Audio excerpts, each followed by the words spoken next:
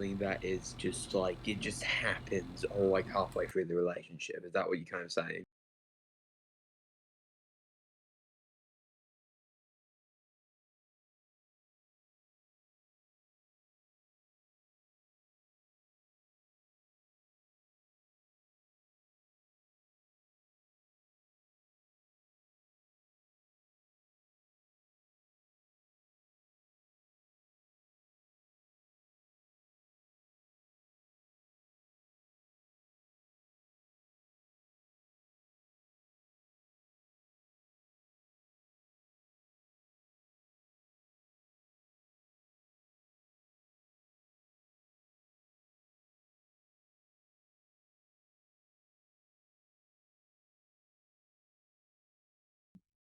Everybody, so everyone can be heard. Welcome, Alright, welcome. cool. I gotta say I can agree with you, Joe. Joe.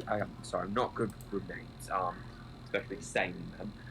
I I haven't really been in these things either. When I am, I have to just dip because I have school and like Well, that. Like, Understandable. no, I you're good, haven't been buddy. here because I haven't been here because of exams. And I might not be here next week as well, again because of exams. So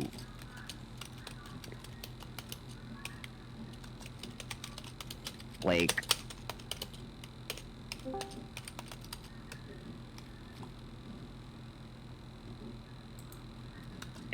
exams, you know? yes, they're a pain. Mhm. No, you're Imagine being in school at the moment. Can't be me. good. I am, so I understand completely. But okay, so recap. First two.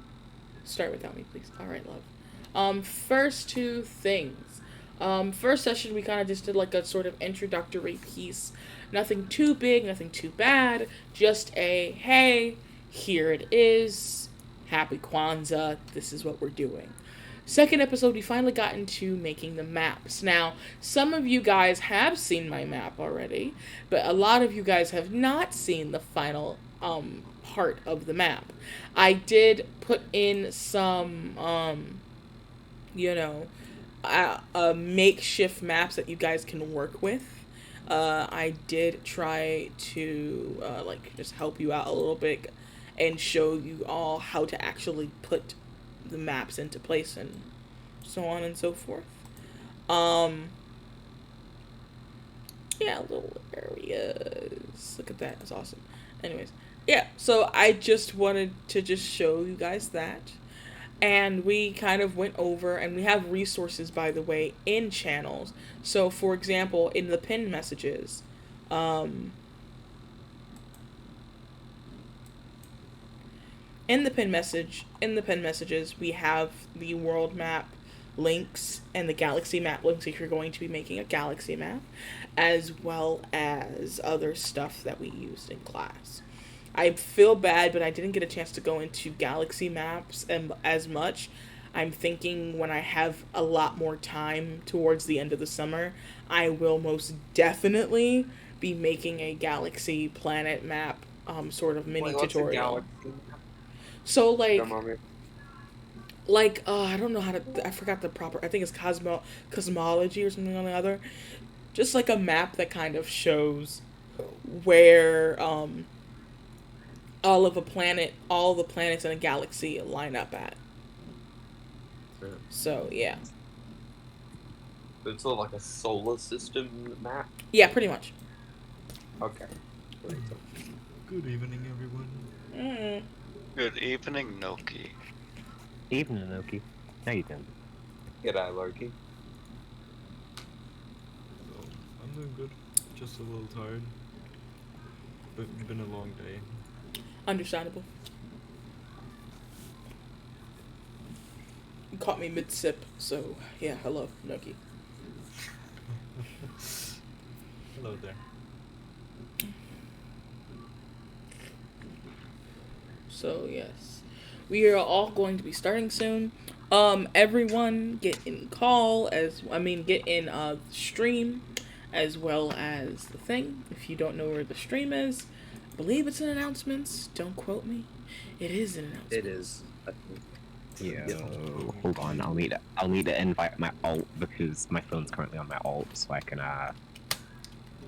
Yeah, don't worry. his I'm right now on glitches. my tablet, so I'm a little bit it's hard because I need to be on one thing and another. I'm a bit annoying. So Regina, mind if I discuss afterwards about the idea of my world? You know, like part in relations to the making of the map, because I have not been able to make a map yet. That's All right, that's okay. That's fine. I can help you with the map. Absolutely. You know, just like after stream and stuff. No, you're good. Slideshow. Because I have a feeling that you might like the idea of my world. I'm excited. I really am excited for your world, and everyone else's too. We're not gonna, again, for everyone, we're not gonna go over our worlds yet. That is for the final and last day. If you do want to show off your world, first of all, I might.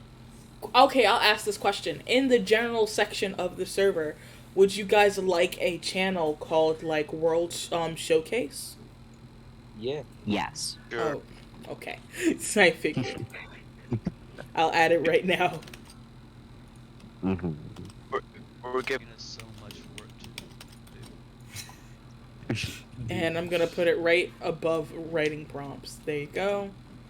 Here you guys go. You all have World Showcase. And we're actually gonna go into a little bit of the world that I've made so far for class. Because, you know, there. First thing is first. Before we get into world building, I'm sorry, wait a second, that was dumb of me to do. I pressed the wrong button. Before we get into Worldbuilding Wednesdays, if everyone can go on stream, and everybody can look in either on stream and sign in. Please scan the QR code to sign in for today. Can you just send a link because I can't I don't know if I can scan with. I'm trying to debate. I think I sent it before. How do I scan the QR code? You have to get an app for that, I think. Yeah.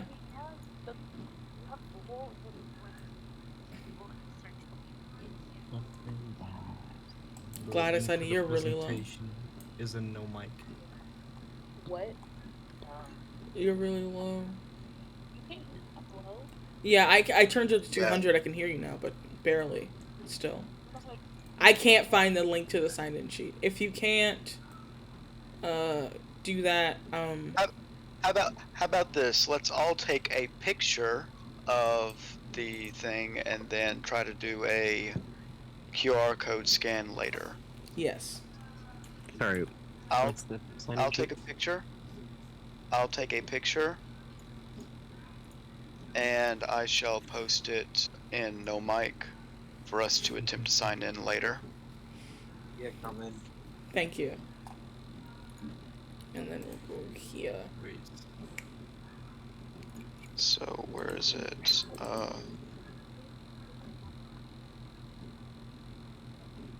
Oh God. Oh, see. We're talking about the sign-in sheet. Okay. Oh.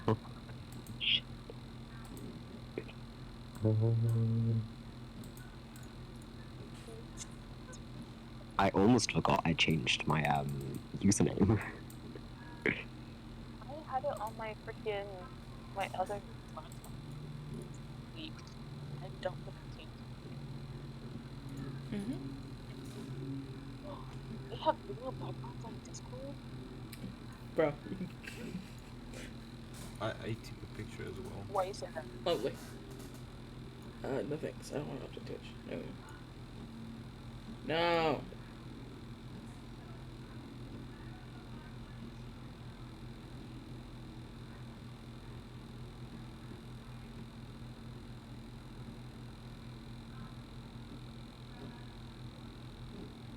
There we go.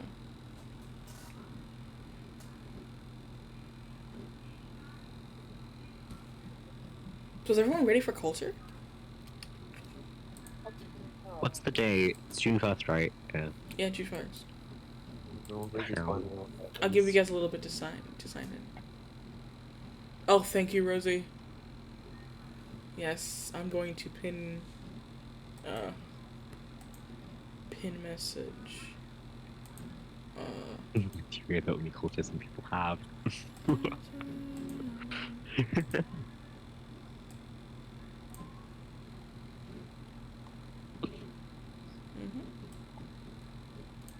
Remember the password. My Twitch account.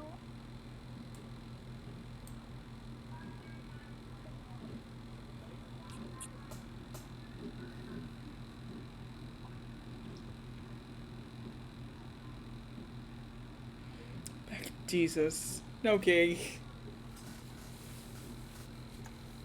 What is it? How are you so fucking bold? Did you say old or bold? Bold. Jesus. I'm not Okay. old. He's a Yeah, child. You know that. About to say, he's younger than both of us. Indeed. I love the I just love the audible Pikachu Pikachu face that Noki just made. Me, he's a child. Him. Indeed. Stop. Yes. No. Thank you. Could we get started? I was waiting for everyone to do that, but yes, everyone is doing that. You can look in stream and see how everything is. You shouldn't. Let me see if I can find a QR code scanner then.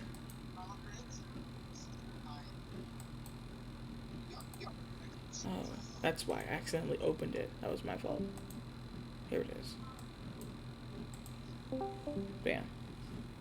Can everyone hear me? Yes. Yes, Regina. Okay, I thought I closed out. Can All right. you hear me? I can't hear you guys. Hello, everyone, and welcome to the third episode of Worldbuilding Wednesdays. This is the third installment, and I'm very much excited for it this week because the next 2 weeks will be talking about culture. Now- Mhm.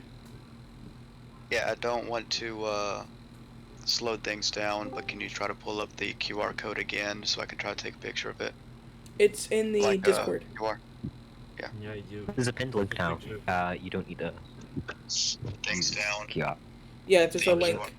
The link is Take a in. picture. Yeah.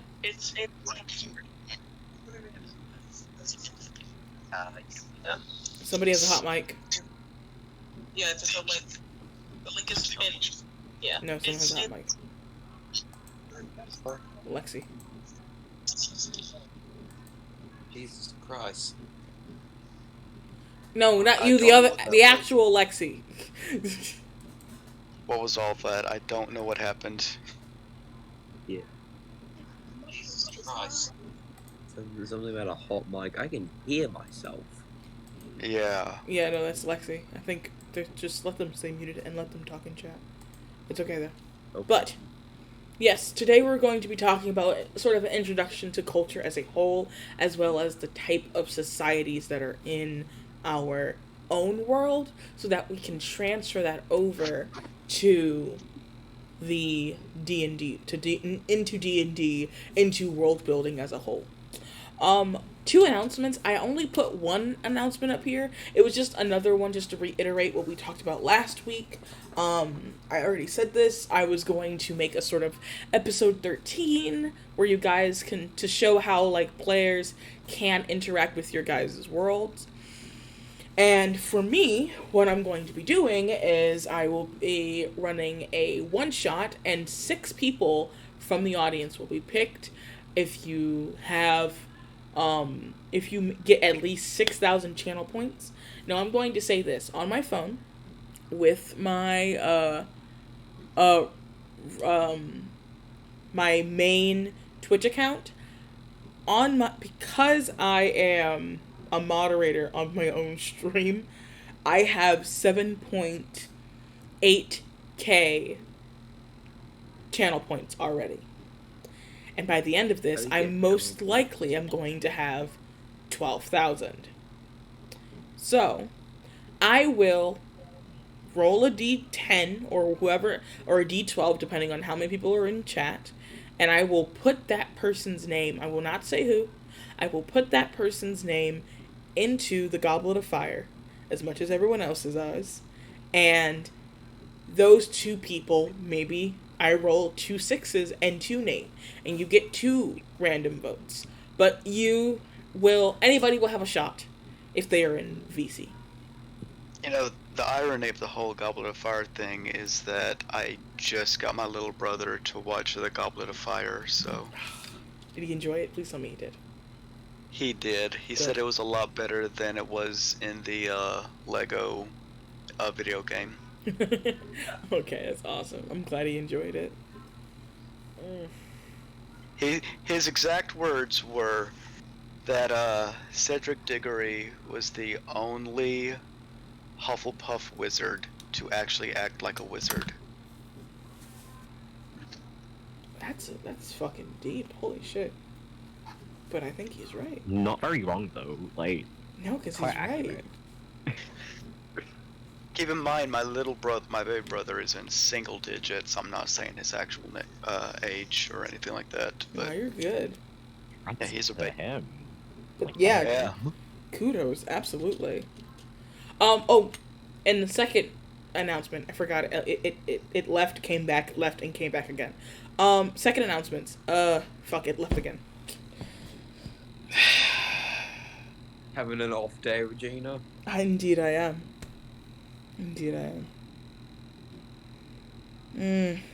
It's fine though. Some coffee. I don't like. I'll drink iced tea. I don't like coffee. It makes me sleepy. So does it Really? make me sleepy too. That's the ADHD. Isn't Yeah, it, that's Reggie? that's ADHD stuff right there. Reverse effect from caffeine. Well, also it's Let's really continue. because it balances the deficiency in dopamine. Yep. And it's really Because it's interesting. it acts as a neurotransmitter, and yeah, science. The last time I drank coffee, I didn't eat anything for 12 hours, and it kept me awake, but also made me extremely sleepy the entire time. So caffeine, I get caffeine naps. Like I get even more tired than I usually am on caffeine, and then just fall asleep. I usually use it to actually sleep for once to get rid of the I insomnia. truly don't know what the second announcement was supposed to be, and now I'm sad. That's really unfortunate, Regina. Oh well. Well, anyways, so for this class, and I will be doing this as this class myself. I told you guys, along with you all, I will be making a world map with you guys, and I can show you all the reveal on stream, even though some of you guys did see it a little bit because of Incarnate being constantly open on this browser. But here is the Lens of Exemplaris. If anybody knows what that means, it is literally just example in Latin. And I said, why the fuck not? Because this is an example world. It's not the best. That's how I make names. Just throw them in Google Translation. Yeah. And then boom. Yeah, it is not the best. It's a good way. I think I have one of my countries that just translates as secret base, and another one that just translates to fucking toilet. No, that's fine. Shit, that's fine though. And I fucking like this world. I love it. I absolutely adore this world. It looks amazing. If anybody in chat would like to see the world in its entirety, instead of just on the stream, here you guys go. Because this isn't my world anymore. This is all of our worlds, because this is an example. And I can't wait to see what is done. Now, I now officially remember the announcement that I had out there. I noticed, and this is on my part completely, I have not been using my Excel spreadsheet example that I have been trying to show you guys. But today, which is what I am gonna ready to show you guys, is what I've done so far. So, in Land and Landscape, I haven't pasted the map here yet. I'm going to do that now. Replace image. Browse. Show all.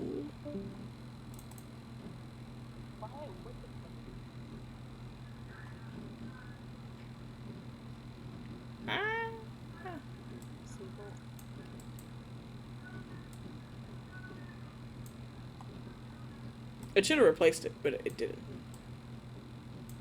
And I don't know why. Oh well. Insert. Image. Overcells. Browse. Select all. There we go. There we go. And now, this is in, no.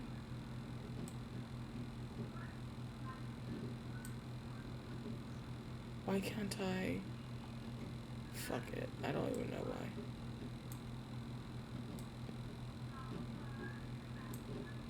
But now, we have the world map in here, as I should have done before.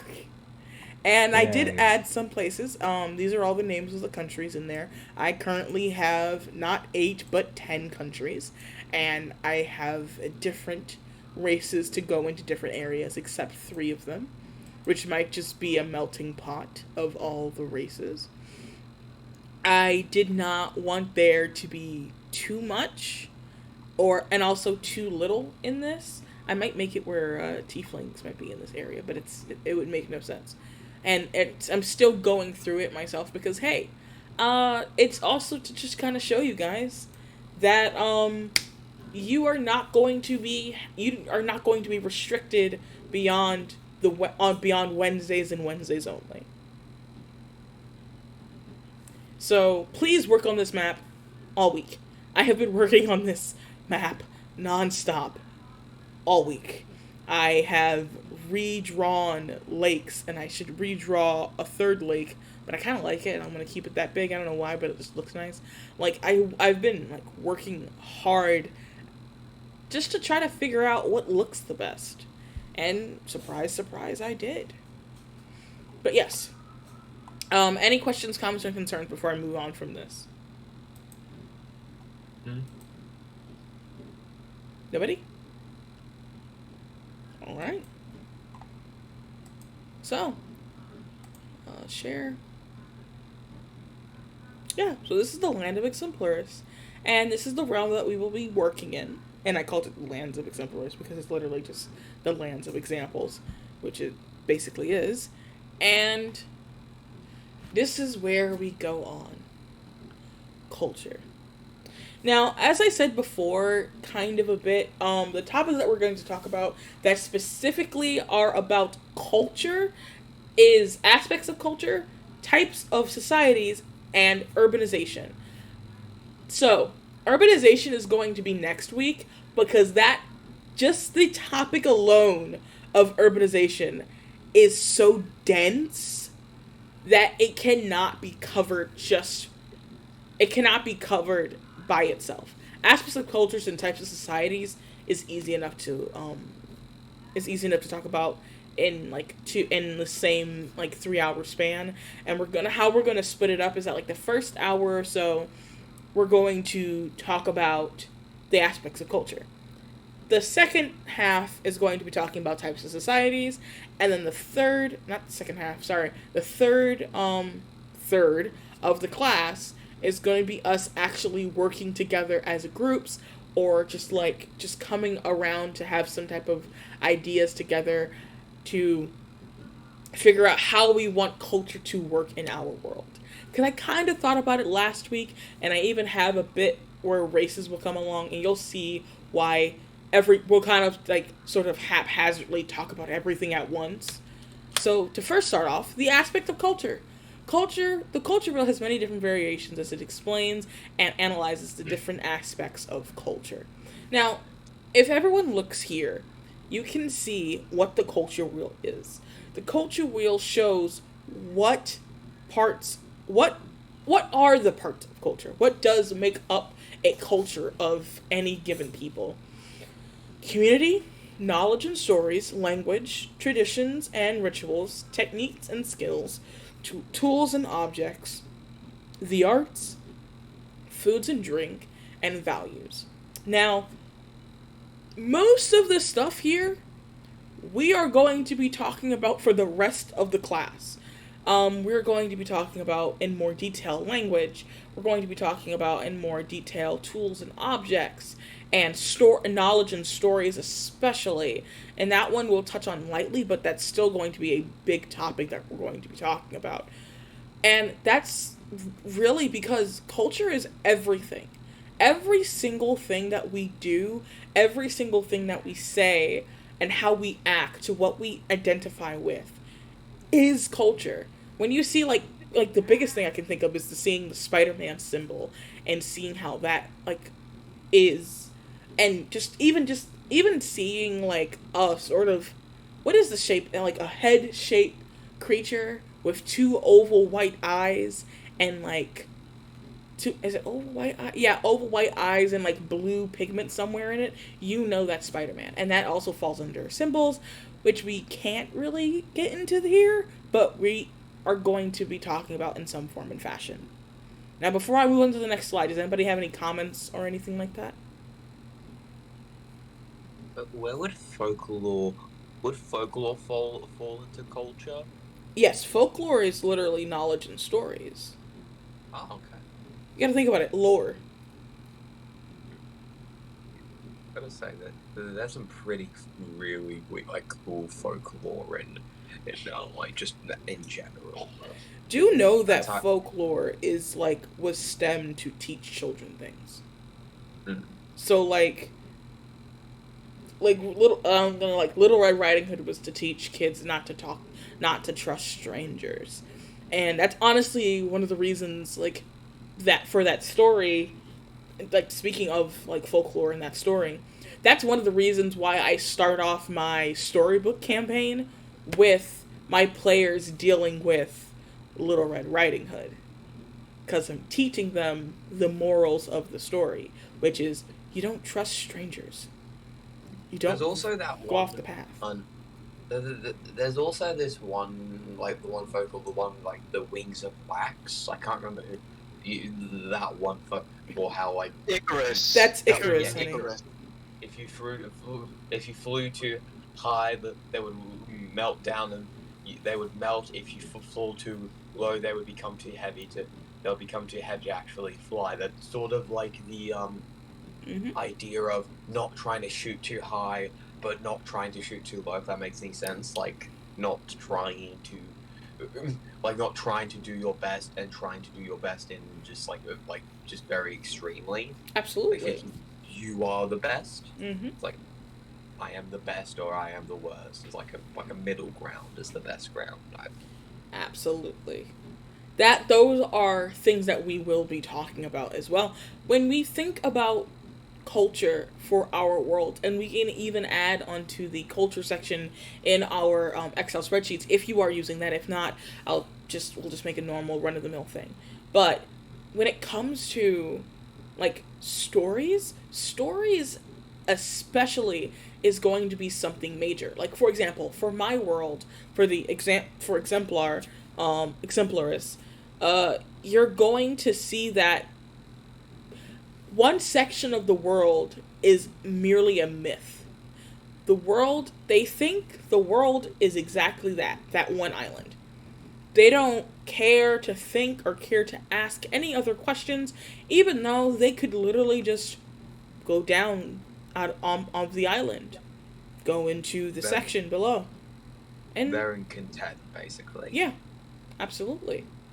And even though those stories, and you see how that like grows, like one thing that I also put in, which I kind of thought of a little bit, and the reason why I made like some of the main areas up there able to have half elves and half orcs. They think that half elves and half orcs are demons.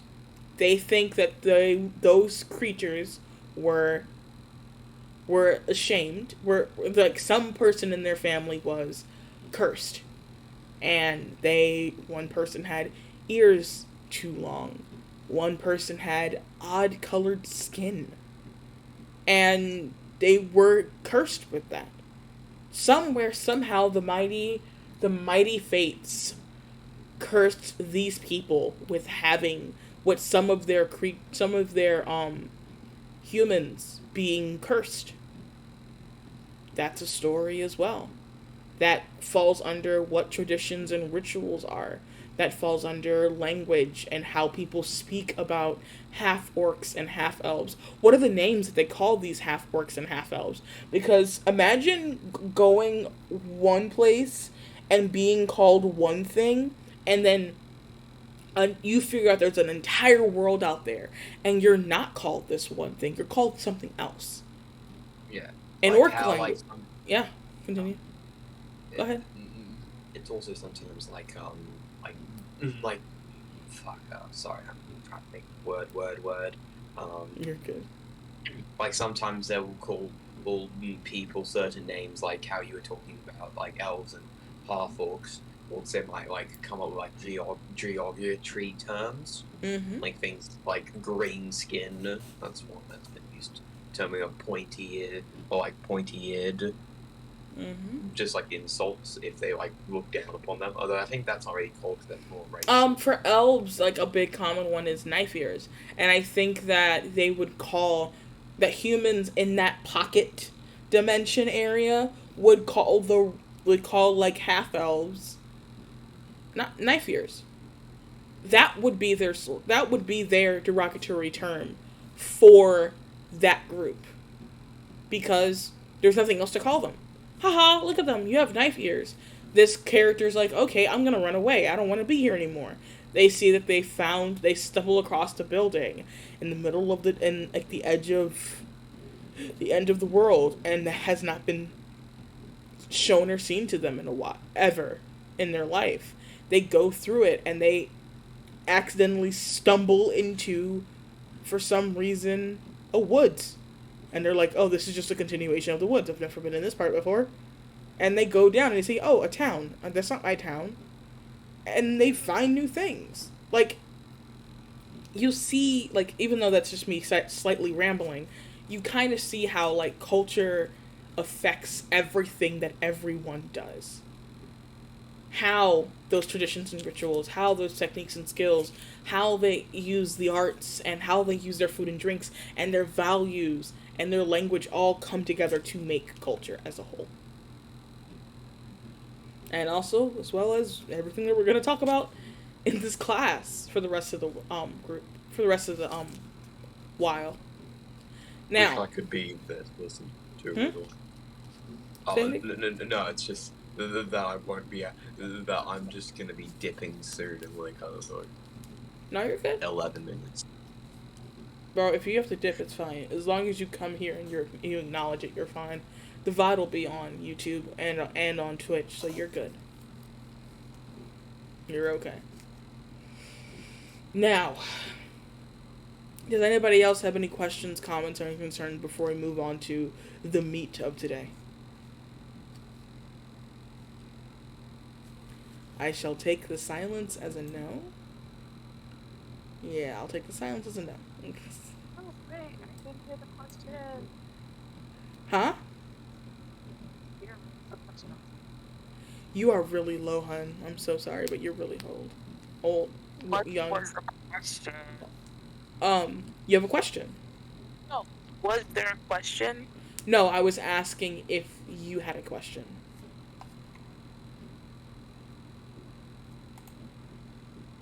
But yeah. So, Types of societies. There are 5 types of societies. There is hunter-gathering. I cannot pronounce this, so please, bear with me. Pastoral and horticultural, agricultural, industrial, and post-industrial. And we're gonna take the next few seconds to we're gonna take the next few bits to kind of break down those, and I will also be adding extra commentary around them to sort of tell you which groups that you would usually put in, or with the semi knowledge of Forgotten Realms lore, which individuals would be a part of those sections. Does that make sense, guys? Alright, good talk. You guys are okay. Yeah, I was like, you guys are really fucking quiet. I'm Also, just saying, you did a Do you want really us good to be job at pronouncing loud? horticultural. Is it right? Yeah, you did. You pronounced horticultural correctly. Yes. Okay, lovely.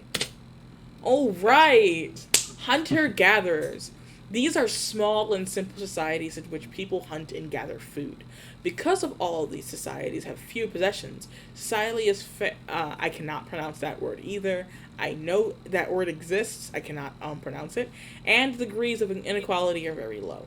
Now, before you guys say anything to me, this is not any of my words, but I did research this. This is stuff that gets punched into the ground and pummeled in there constantly. So everything that I've seen here, if you have access to the PowerPoint itself, you will see that on the first page we have a link right here to where the main thing is, as well as at the end of this entire course on graduation days videos, I will be posting a link to my resource document so that everyone can have access to the resource document.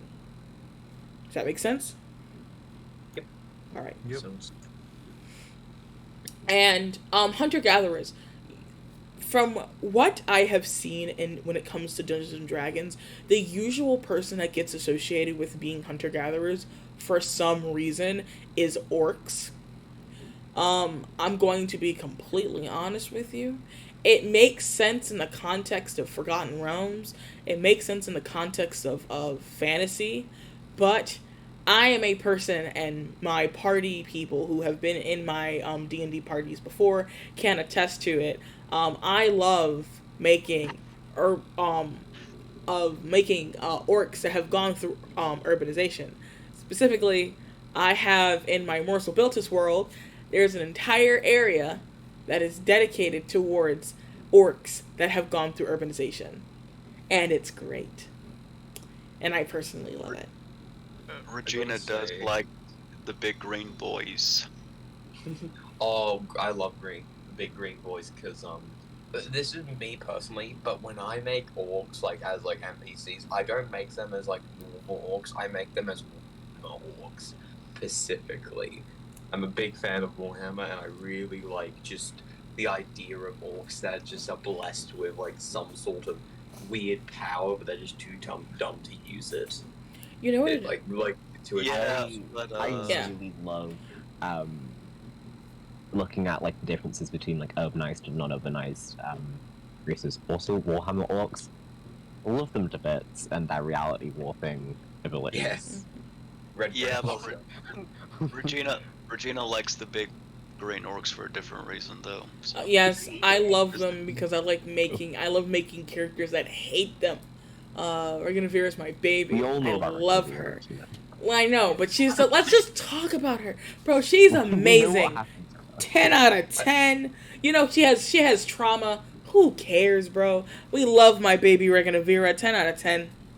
I've actually played the half-orc, and it was one of my favorite characters, and I'm so sorry that I can't play him anymore because I couldn't go in the campaign anymore, but that was one of my favorite. His name was Chronox. Mm-hmm. He was a half-orc, half tiefling, and he was just a ball to play. Yeah. He was like the grandma of the the mother of the group. I love that. Yeah. Do you remember that? Do you remember the orc I played in that one shot where it was basically Simon? Yes. It was I forgot his name. I forgot my kid's He name. was so sweet Yeah.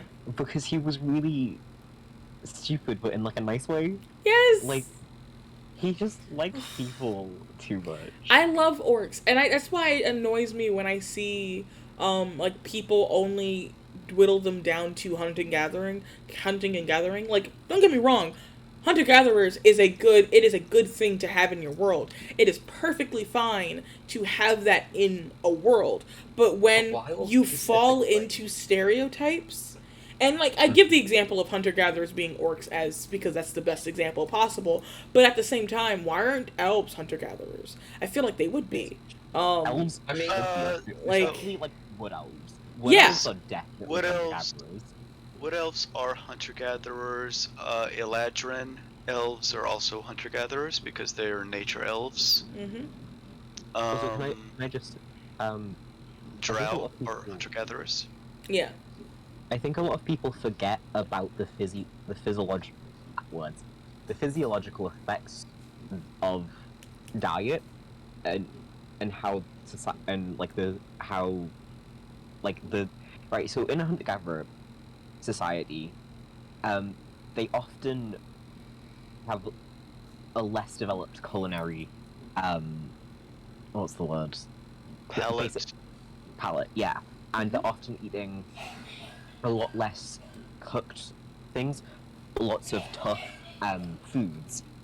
And that, essentially what that does is, it, one, wears down teeth very quickly, two, broadens the upper palate of the mouth, which means they have very wide faces, and they've got very powerful musculature in their faces, which creates quite distinctive faces, whereas in an urbanized setting, because of the convenience of a lot of cooked things, the food is a lot less tough, so you see better dental health, thinner faces, and less defined musculature in the faces itself,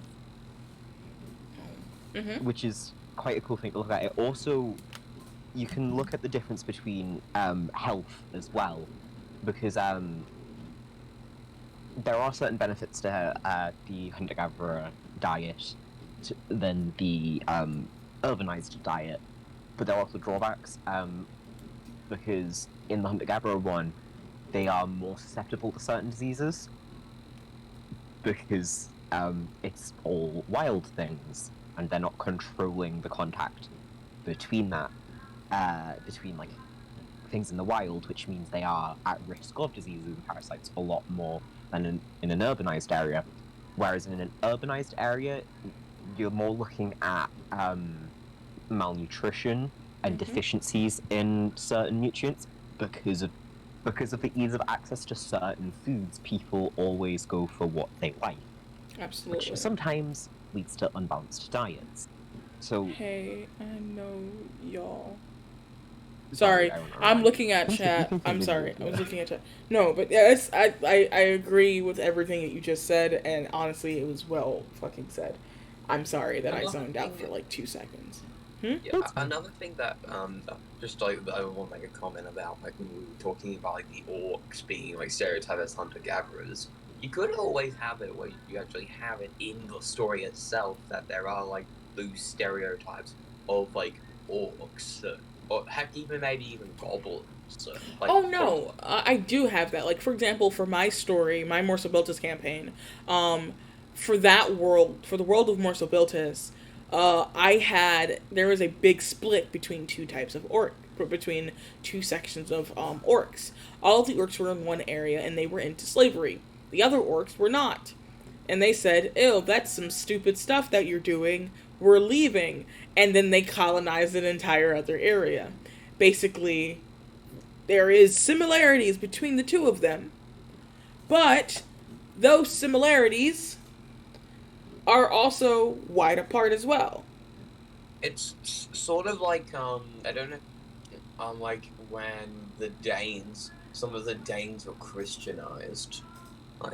They were like they were all Danes, but some of them believed in paganism and others believed in Christianity. Sort of like that. Absolutely. Sorry, but I think that's also very interesting for talking about culture.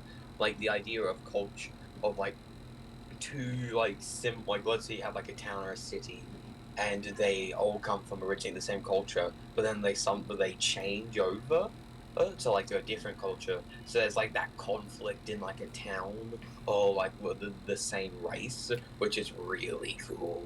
Really absolutely. I love that. A good example of that is actually like the Troubles in Ireland. Yes. I was like, my brain was like, this stuff that's happened before, and I just can't put my name on it. But continue, Joe. The Trouble, it would be a very, very. It still actually is somewhat happening sometimes. Because that one kind of terrorist group was doing stuff recently. I mean, I don't know how recently it was because I've got an awful memory, but those culture clashes are still happening in places like Ireland today, like because of how deeply ingrained certain aspects of culture are, and how differences between cultures in close proximity can either mesh together really, really well, or cause major conflict. Absolutely. I mean, if you want to have a look at like a in-game aim, like a Forgotten Realms example, you could think about the Dragon Balls that worship Tiamat and the dragon, and the Dragonborn that worship Bahamut. I don't know much about that shit, but I know there's like there would be a bit of conflict. We will also talk about that in religion when we get to 1 second. Excuse me. Sorry about that. We will get to religion, and when we get to the week of politics and religion, a while down there as well, because oh boy, that is another aspect again of culture that is a big thing, and that's one of the reasons why this one was first. That culture was first, because I wanted culture to sort of be like the tip of the iceberg, and then the rest of the course is going to be us diving deeper into the rest of the iceberg. But the next one that we have, the next of the societies, is horticultural and pastoral. Horticultural and pastoral societies are larger than hunter-gatherer societies. Horticultural societies grow crops with simple tools, while pastoral societies raise livestock. Both types of societies are wealthier than hunter-gathering societies, and they also have more inequality and greater conflict than hunting and gathering societies.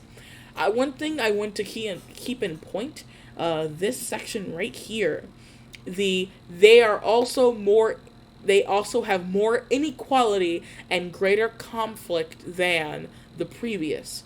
As we go on, there's going to be a bigger and bigger inequality divide between the two sections.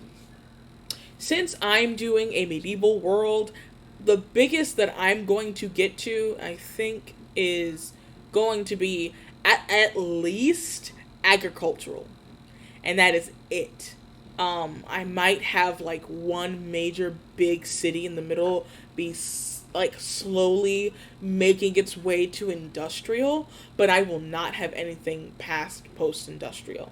But for people who are making either something that's past the medieval time period or even making a future campaign, that future campaign most definitely will have industrial and post-industrial stuff, as well as little bits and pieces of everything else. Because you have to realize, hunting gathering is we are kind of going, it isn't really evolution of sorts, but we're kind of going from one section to the next. We are going from, hey, we used to go around and hunt for food. Now we realize how we can use the land to our advantage to grow crops. Okay, now we are making it easier to grow said crops, making it more easier to grow crops. hey, since we know how to perfectly grow crops, let's look at let's look at other stuff around it, which comes into the industrial part, up into the point where, for example, how most of the Western world is today, post-industrial. So I do want to keep that in mind. Now, do you guys have any comments or about horticultural or pastoral? Yeah. I do have comments. Go ahead, I'll just Ghost. try and go.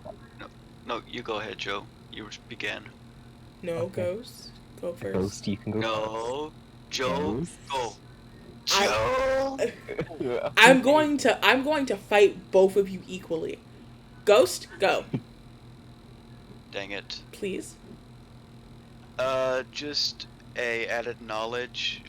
There would be less disease in a hunter-gatherer organization or civilization because they are constantly moving and they have, they're working their bodies better, get the blood flowing. When you get to horticultural and pastoral cultures, that's when you see a rise in disease because they are becoming more sedentary. They're sitting around and waiting, even though they're doing farm work, they're not moving as much as hunter-gatherers. So that may be something you want to probably also add within your groups of people. Absolute. Um, I was also going to say there's more people in those groups as well. As you go up and up and up, not up and up, I didn't want to say up and up, but over to like sort of like the next stage of societies, of the different types of societies, you'll see that there are more and more people being born, more and more people that are, existing in those societies. So you might have it where hunter-gatherers might have only at like a maximum 20 people, or not even that, probably less than that. And because they're moving around all the time, so they're not trying to settle down at any point, where a post-industrial world will have like millions and millions of people because they can settle down. You can go, Joe. With horticultural and pastoral, with both of those being agricultural, they usually coincide with each other. Normally, a society will have at least some of both. But with what Ghost was saying about the rise in disease in horticulture and pastoral, quite a key factor in that is both rising population size and the fact that the higher inequality often means that a hierarchical structure starts to form very strongly, where the people lower on that will actually end up overworking themselves a lot, and that ends up causing a lot of problems on their physical body, whereas in a hunter-gatherer, because of the smaller size, there's usually a lot closer, more somewhat familial bonds between all of them, which usually means that they care for each other a lot better, and that means the instances of overworking causing them to become ill is a lot lower because they can rely on each other better. And also with hunter-gatherer, typically there is a larger society within it. Like think of Native Americans. There are several tribes, and each tribe can be split into multiple smaller groups, which travel separately and then sometimes join together for particular events within their culture and stuff like that. And they usually end up avoiding each other throughout most of the year in order to maximize I say maximize the efficiency, but it's just to make sure everyone has enough to go around when they are, what's the word when you travel around a bunch? I've completely forgotten the word for that, but yeah, I don't know the word, I forgot.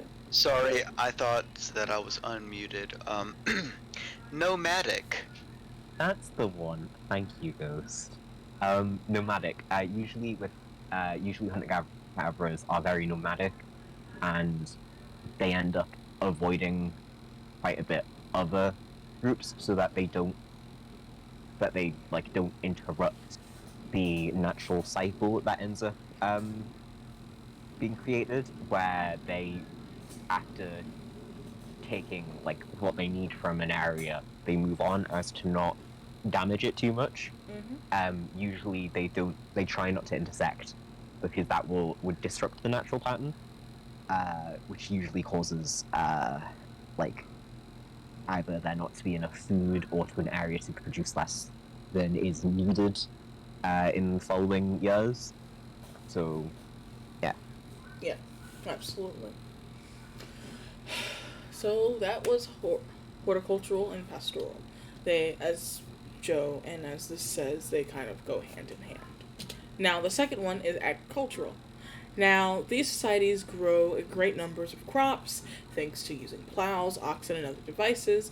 Compared to horticultural and pastoral societies, they are wealthier and have a higher degree of conflict and of inequality. Again, same thing. So, kind of getting closer and closer to how inequality works, how inequality starts to happen. So, as I said, 1 second. Oh well, it doesn't matter. I forgot I could compare the two with a certain race association.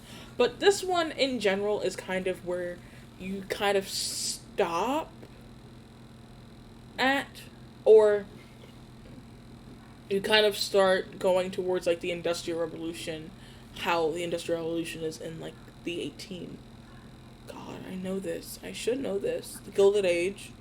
I think it's 1860. Ghost, help me. So I'm tired. The Gilded Age in America happened around the 1800s, roughly. You see most of the movement of the Gilded Age 1870s to 1940s. Yeah. 1840s as well. 1840s. That's when you start seeing the big movements of it. On top of the whole agricultural thing, if you think of ancient Egypt, how they stationed near the Nile River, that is agricultural. Thank you. Because they... Horticultural still somewhat traveled around. They were not as sedentary as agricultural, but most of their crops were either quick to grow or easy to transfer from place to place. Agricultural is when you get to the point where you're like, yeah, this is my land, I'm staying here because I now have a permanent farm. Absolutely. Thank you very much. I could not think of the words for some reason. I'm so out of it. Holy crap. But yes. You are good. To continue with the, what Ghost was saying with Egypt, a really interesting thing about that is because of like the way the society formed. And what I mean by that is it had to form the way it did because of the circumstance of the land.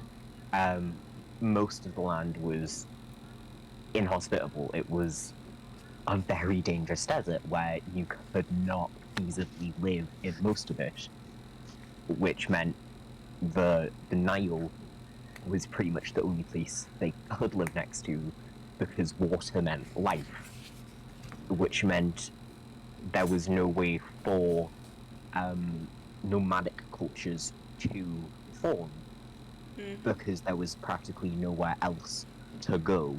You had to be somewhere along the Nile, Absolutely. because you could not live in the desert, which meant they would have formed their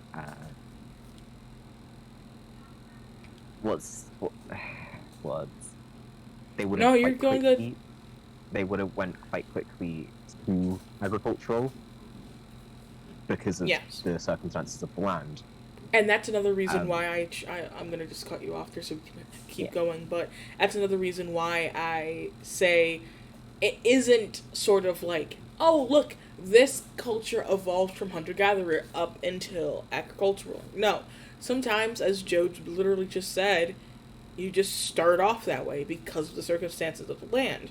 And that's another thing that we were kind of, I didn't properly get a chance to talk about last week, but it's still something that we should talk about. A big part of culture is landscape. That's why I made everyone make the map of connections. And you see that, yes, if I am in this area and I basically own the mountains because of this area, most likely, if the mountain has a commodity that everybody in the world needs, like, I don't know, silver or gold, they are going to have that area next to the mountain, that mining city or mining town, might be, depending on if it's a very lucrative and proper thing, is going to be like a big part of culture. So, for the next part, where we got to, industrial. Industrial societies feature factories and machines. They're wealthier than agricultural societies and have a greater sense of individualism as a somewhat lower degree of inequality, but still remains substantial.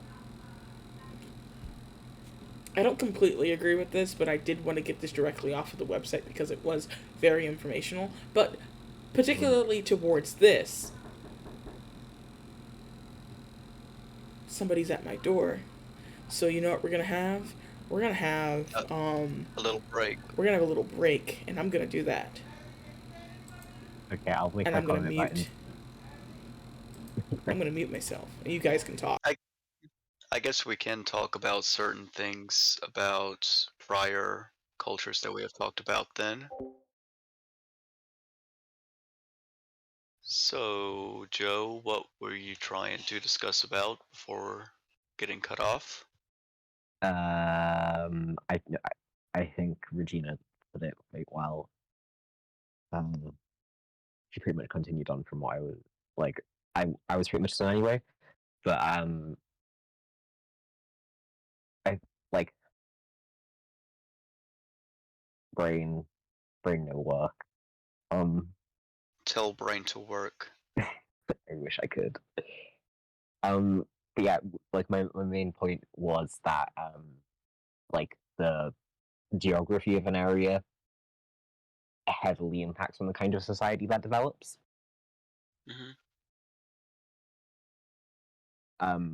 Also, this is kind of geography, but available space is a very big part in determining what kind of culture and how fast the culture changes.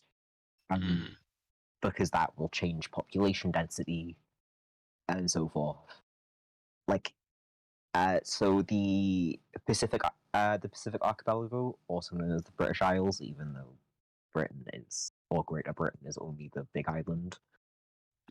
Anyways, very small landmass, very large population density.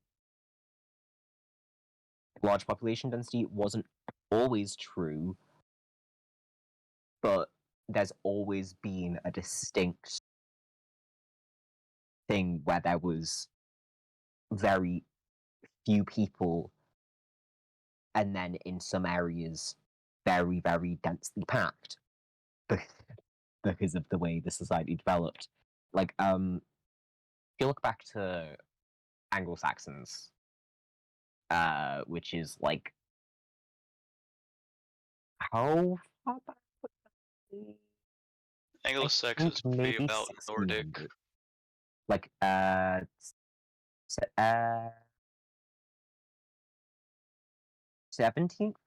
century? No, right?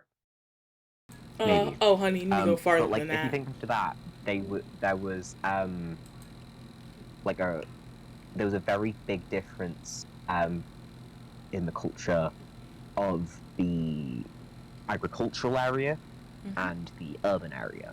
So there were it was mostly agricultural and a couple towns and cities.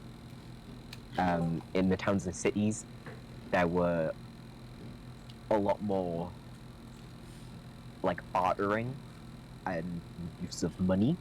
Whereas in the agricultural, because of how low the population density was, comparative to the urban area, it was very much you grow what you need and you trade what you don't need for what you do. There was very little use of money because they were so detached from the urban areas, they didn't need it. I want to They also used point what- out that I am back. Well, hello everyone. But yes, Yeah. I did let you guys have a little spiel. I was just about to tell you, or tell Joe that you were back, so. No, I saw on stream. I was just waiting for you. No, you're good. Understandable, you're good. But yes, they are as like, and actually, I don't even need to say that because I just heard like the latter half of what Joe was saying, and it's honestly true. Because you can even look at the Industrial Revolution when it came to America, how like densely packed America became in the North because of factories and machines. Specifically, during the Industrial Revolution and all that stuff, they had this beautiful idea, and they're actually doing it now because they realize how packed America is, or how packed the cities of America are that are the most populated. They don't want to move out; they want to move up, and they will build tall buildings so they can keep everyone in one place. And I like how it says here that somewhat lower degree of inequality still remains. Honestly, I truly believe that industrial society, because of American history, makes the idea of inequality go up, not just somewhat lower. Yeah, I think it makes I it goes agree. up. Because if you didn't see what happened in our country, like at least specifically in America during this time, you will notice how tons and tons of people were getting is it disenfranchised? I don't think that's the correct word, but it's around the word that I want to use. They kept Discriminated. Thank you. They were very much discriminated against just because they were poor, and you slowly saw that only 1% of the population had about like 80% of the money. I think it was either Rockefeller or it's the other one. It was Rockefeller and who else? J.P. Morgan. No, it's the guy who owned the oil company. So let's say it was Rockefeller. Either way, you see slowly. You're fine. You see that slowly how like without knowing what will happen. Because maybe this is also a part as well of like the idea of political ideologies being spawned from this era, because a lot of people have to focus on politics more because of the idea of factories and machines. You have factories now. You have machines. Who's going to regulate those factories and or machines? Who's going to get taxes off because of those factories and or machines? Where is the money coming from and where is it going? We're also kind of seeing more, and I think Joe kind of said this. I caught like the latter half of that of like the spiel between Joe and Ghost, but you also kind of see how much more money means to people and how much more currency means to people. Yeah, agricultural has the idea of money, and it kind of shows that in Dungeons and Dragons in general when it comes to like a medieval fantasy world. They like gold. They like silver. They like electrum because electrum is a mixture of gold and silver. If they don't have enough, they'll use electrum. A good example of why electrum should be used more versus not being used more is the idea of having scarce materials. And if your society doesn't have copper, or society doesn't have a lot of copper, but has a lot of gold and silver, but not too much gold and silver, where they can use it separately, that place is going to be a place that uses electrum. And with all of that, to kind of bring it back into the same area, when you think about industrial societies, and I kind of said this a little bit before, you have to start thinking about exactly how politics around economic politics starts working. and starts flourishing and coming up to be because of it. Can I make a point about industrial Go ahead. societies? Because I can't say much about America, so I'll use what I can talk about, which is the Industrial Revolution of England. With the advent of machinery that could produce things like textiles, you saw a massive decrease in population in agricultural areas and a very dramatic increase in population in urban areas. Yes, And we're what that actually. meant- Wait a second. I do want to wait before you cut off because you said something good there. We actually are talking about that as well, and that's what we're going to talk about next week. Is like some actual theories that came out of like Germany and stuff like that about that phenomena of people stop moving into agricultural and going closer and closer to cities. That's why like the best thing possible is seeing how, at least for America, as you use your things of the UK and Britain, you notice, for at least for America, as a person who has lived in both the North and the South, I was in Philadelphia before, and now I'm in the South. I'm in Atlanta now, and well, Georgia, because you know, and I moved from there.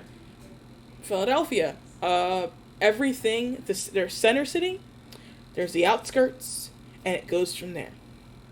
In Atlanta, there's pocket of living, pocket of living, pocket of living, like a downtown-esque area, and then highway. And it shows because of who was doing what and where. Philadelphia has always been a city. Philadelphia has always been a place where people come in and they live around the main central area of the area. Not when it's a forced phenomena versus it being natural. There are two different instances of it actually occurring. Is, as I just said, natural and sort of forced. It's like how they would make you would make towns and cities happen, not just have them naturally happen where a guy and his family decide to live in like on a piece of land that actually can grow well, and then his family, they go to other towns on the outside and bring other people into the town, and they have kids, and then those kids are like, hey, we're gonna have this area, and then it starts to grow and grow and grow. You literally have places where they're like, hey, my place is over here, your place is over there, we need something that's in between, and that in between thing is going to be a city now. Blah, there you go. City is born. And you can actually tell the differences between what cities are made and what cities are naturally occurring.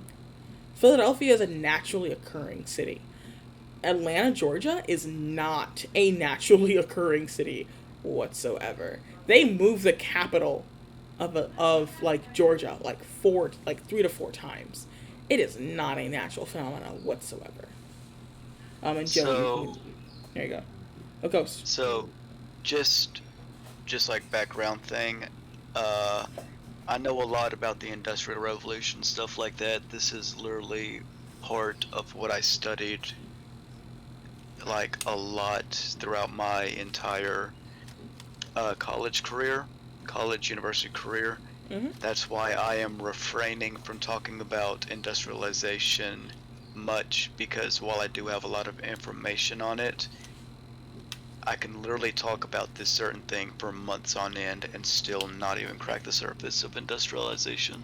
No, industrialization is gnarly, I'm man. the same though, because it's a major part of one of my history topics for my GCSEs.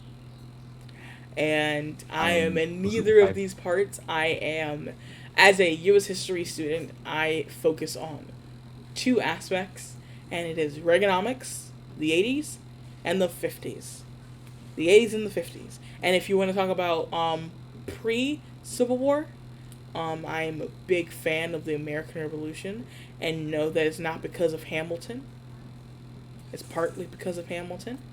Not all the way because of Hamilton. But I am more interested in like the American Revolution and Reconstruction. The American Revolution, Reconstruction, 50s, 80s, for multiple different reasons, and that's my area of expertise. So Industrial Revolution, I am like somewhat familiar with because of Reconstruction, but also it absolutely annoys me because it you can see where all the flaws happened and they still continue to do it. So it was just like, okay. If I were to say I had an area, I wouldn't say it's an area of expertise, but my knowledge pretty much consists from specifically for the UK. It ranges from the 1500s to modern. That's like 500 years. Because I had to do a lot of learning about medieval, Renaissance, industrial, and modern for my school because of the spec for my GCSE. But with the way societies work, if I finish my point from earlier, oftentimes they start out very hierarchical. Well, they start out and stay very hierarchical, but because of the way hierarchies work, there's often a sense of laissez-faire towards the general population from the government, and usually a government won't drop a laissez-faire attitude until they are forced to do so, until some event or a group of events causes them to realize that they can no longer continue functioning efficiently or properly with a laissez-faire attitude. And if you don't know what a laissez-faire attitude is... Yeah. Oh, well, shit. I need to say that. Hold up. I got that. No. Wait, I realized. That is... I realized. I was like, oh, we already know that. And then I was an idiot because that's me being mean. Laissez-faire. I thought it was laissez-faire, not laissez-faire. I feel like you're saying it wrong, Joe. No offense. My history teacher calls it laissez-faire. I could be wrong. Y'all don't like the French, so how y'all gonna pronounce words? I'm sorry. We like to pronounce the words we steal correctly. Fair enough. But yeah, okay, for Americans, laissez-faire acts are basically when the government is completely hands-off. For example, during the 1920s and before that, in the lovely Gilded Age and the Gilded and the Industrial Revolution, during that part, in the Progressive Era, we were very laissez-faire in America. We were very hands-off. We let the businesses do what they want, and we let capitalism run around and do horrible things. It got up to the point where oil companies were more rich than a country was. Because what they would do, which is the funniest thing, the greatest thing that is now illegal, but kind of still is not illegal because we're starting to get more laissez-faire because we want to get back to the lovely times, is they would, I forgot what it was, and I believe it's Rockefeller, and if it isn't, I'm sorry, but I don't like those men, so I don't care, but you can research this yourselves, and I always suggest, and I don't think I've said this before in classes, just towards everyone, you should research everything I say. Even if you're taking this at face value and you're like, ah yes, notes, perfect, you research everything. I have always stated this, but I am a person that is all for researching and questioning me. Give me information. Like we just had a conversation about, is it laissez-faire or laissez-faire? I don't know. I'm going to say laissez-faire. Listen, I still say Archipelago, okay? I hurt people's ears. So, like, it's just what happens. But I want you guys to always second guess me. I never want people to think that everything that comes out of my mouth is facts, even if it is, because I don't mean to brag, but I think I'm pretty good with my information that I give. But most of the time, you should research everything that I say. And for this one, I believe it's either JP Morgan or Rockefeller. two big names at the time. Rockefeller was probably like the richest person at one point, and what they would do is they would say, "Hey, I would like to transfer my oil across railways." So they bought a railway. Hey, I would not no longer like to pay taxes on on barrels. They bought a barrel company. And they would buy every single piece of every single moment in the process of their oil getting from one place to the other. And then what they would do is they would upcharge it. Because everyone else controlled, only one person controlled the oil. So of course that's all they had to do. I believe now, like in today's society, we, like 5 people own oil companies. I think it's 5 companies now. And I forgot where I got it from. And I'm not even sure if I still have it. But if I could, I would show you guys, like, how the 5 oil companies, how the, like, 2 major oil companies from, like, the 80s split up into, like, 7 or 8 companies and are now about 5. Because we're slowly going back to where that used to be. But besides that point, and not to go too over detailed, I'm going to move on to the next point, which is the worst one, to me, post-industrial, where America is now. These societies feature information, technology, and service jobs. Higher education is important to the success in these societies for economic success. Now we've moved away from just regular factories and things. Now we've gotten onto actual technologies like computers, phones, dealing more with the electricity. Oh, I should have said that before. You start noticing that during agricultural, kind of that shift between agricultural and industrial is the use of electricity. It's a big part. But yeah, those are sort of, and not to just like push post-industrial underneath the thing, try to kind of talk more about it. I found this one, and I feel bad because I don't know exactly where I got this one from. When I do, you'll see a little link at like the bottom of the screen, or literally like right below here that says like source from source info. Excuse me. Source info, and I will make sure that you guys know it because I always try to cite my sources. Now, in post-industrial societies, you have the 2 sides. You have the urban side and the rural side. You have either, hold up. Sorry. Yeah, you have large-scale industries, large urban population, or strong land tenure, intensifying agriculture, and limited access to the wilderness. So you literally have it where everything is cleared out, but one thing that brings these 2 sides together is their use of technology and the advanced technology that they have. Now, as I kind of have down here as a sort of like small little tidbit, suburban, when you hear the term suburban, it is a mixture of both rural and urban areas. So like little suburbias, even though there's a whole other story that I really don't want to get into, but I'm not sure if I could, because that would be technically part of culture. Not here though. I'll go into that next week. I'll say that.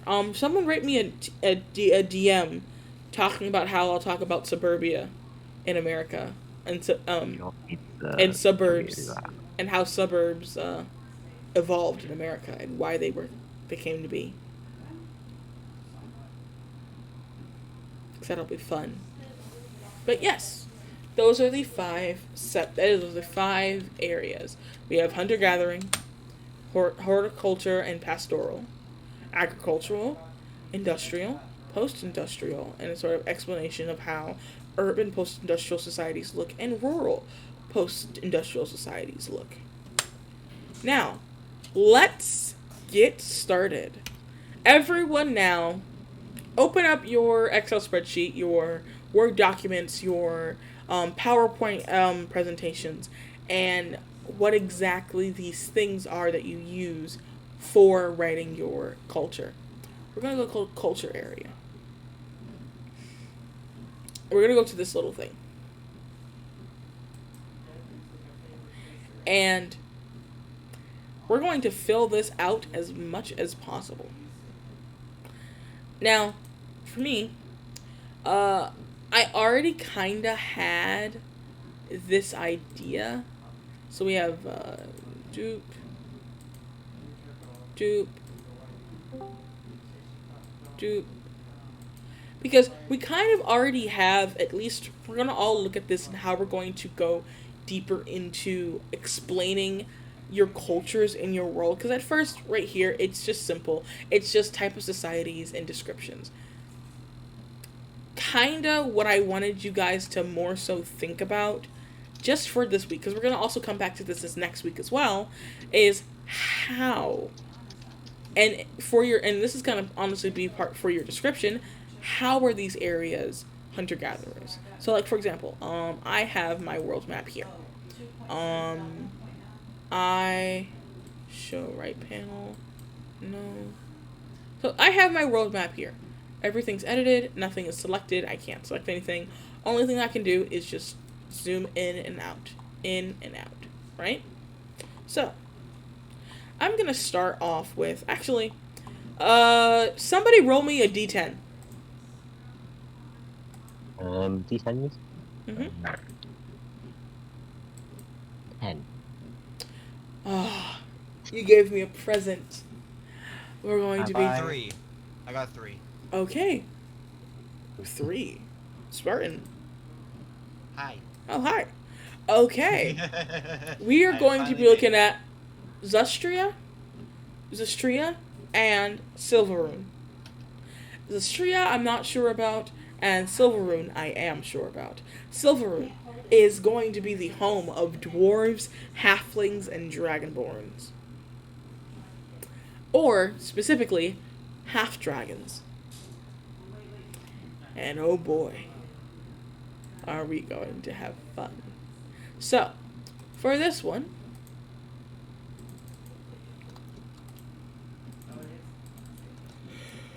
we are going to be looking at, oh my gosh, I'm so sorry for everyone who's hearing this, Jesus. We are going to be looking at Silverune. And for Silverune on the map, it's right here. There are no cities around it, and it's not a part of anything. And technically speaking, you can make, technically, you could make this little town right here, which I have to actually name. I haven't named that one yet for some reason. Either way, this little area would most likely be its own country. But for Silverune, this is what it is. So, first of all, what is Silverune? Where is it again? Sorry, my stuff. So, what exactly is Silverune? And we're going to put that it is, the settlement name is Silverune. Right? So, what is Silverune? Silverune is a whole... It's just a town. It's like a town city, but it's a town. Technically speaking, it's a city-state, and I even kind of want to... How do I do this?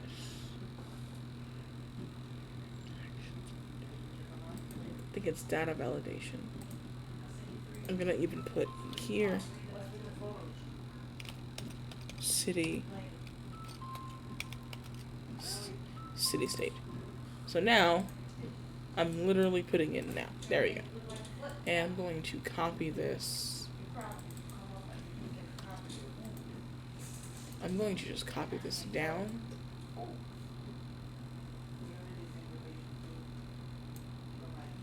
There we go. So now all of these should have city-state. Yes. So Silverune, it's a city-state, and it belongs to the country of Silverune. The type of society that I'm gonna make it is what do you guys think? I'll let you guys decide. All of you guys chip in. What type of settlement for it? No, what type of society?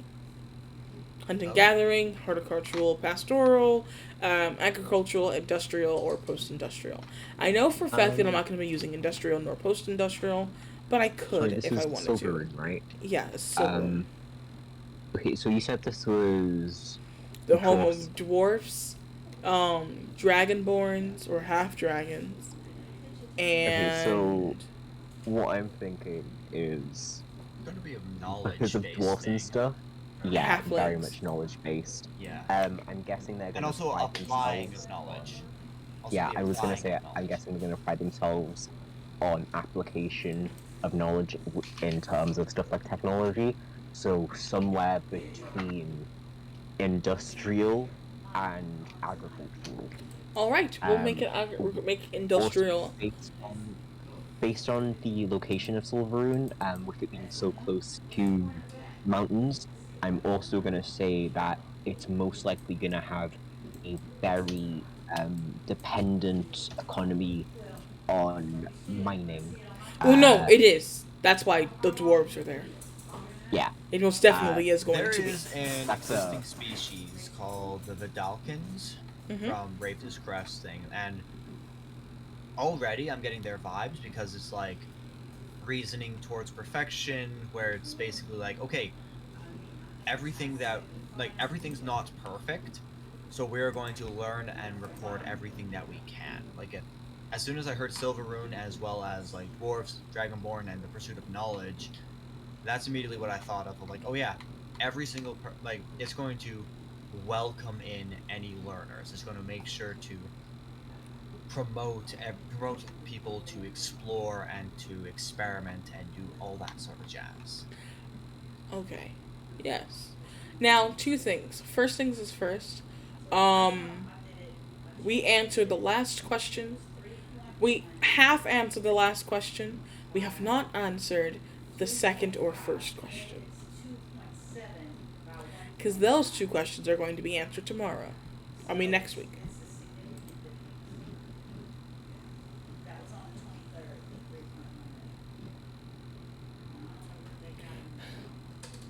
Does that make sense? Spartan? I don't know what the 3 questions are, so You sent me 3 questions. I don't think I sent you 3. I know I sent you 2. I thought it was 3. Alright.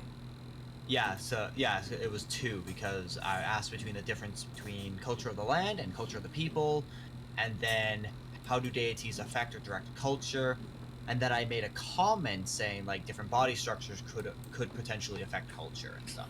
Oh, I thought you were asking that as a question. Because we did talk about that. I specifically talked about in my world how up here in this area in Iblara and Ebelines, how this area is going to have like a very high human and high elf, human, half elf, and half orc population. Abelara Very humanoid one, yeah. Yeah, because it was supposed to be the idea of like humans don't know that other creatures exist, but they only see orcs and orcs or elves, half elves and half orcs. Yeah. Yeah, we kind of talked about that a little bit in pieces, and I kind of went on like Nice. mini tangent about that. Yes.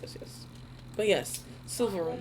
We're gonna make this an industrial-esque, because I did say like slightly leaning towards industrial, but it's mostly agricultural, as in like all of this like free space near the lovely inland sea. Oh, I have a question. Is he? What's that? The environment around Silveroon. What kind of mountain is it? Because if it is volcanic, then you're gonna see a lot more advanced agriculture, especially on the mountain itself. Because typically on volcanic mountains, the earth is very, very fertile due to the nutrients within the nutrients and minerals within the soil. Mm-hmm. So depending on whether or not that is just a regular mountain or whether or not it is volcanic in some way. And even if it's a regular change. mountain, that is basically home for dwarves and for mining and Oh, no. industrialization in that sense. So this is it now. This area right here, all of this Why am I yawning so much? All of this area, like this entire belt, and I'm gonna count Duridius Academy in there as well. This entire belt of mountains. I don't have a name for the mountains yet because that's just nothing I thought about at this moment. But Silverune, Quilius, Duridius Academy, Peltrum, Institute of Magic. All of this all depend on this mountain. Every single thing depends on this mountain. There are... Again, wait a second. Oh my gosh, man. So, yeah, there is high dwarven population in Silverune. There's a high dwarven there's like a semi-high dwarven population in Quilinus. And I believe, if I look at my notes, I did mention that Quilius is home of humans, dwarves, and dragonborns. And that entire belt is going to be home of humans, dwarves, and dragonborns. And halflings as well. Does that make sense? Mm-hmm. So, and that's the type of thing that I want to be, like, said here. Like, for example, they're, like in the description you'll have, like, they are very focused on knowledge and the... Oh, hold on, I've kind of brain dumb thing. My memory's a bit of a sieve. Did you say, I try to remember what you said, that if some of the mountains were volcanic in nature or not? No, they're not. The only No, one that okay. is the one that's called Barren Isles. Just, what? The Barren Isle, right down here, is the only found them. place Yeah. that has a Found it. volcano on it, yeah. Okay. I'm guessing it's called Barren Isles because it was recently exposed to a volcanic island. Indeed. Yeah.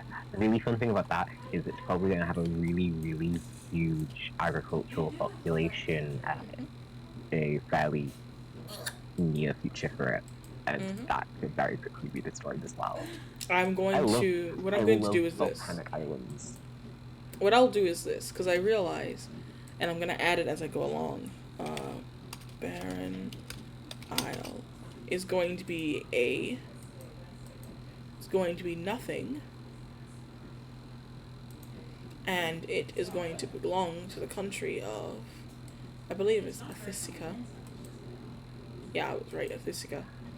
And Athisica is going to be no type of country, and it's like, this is an island that holds a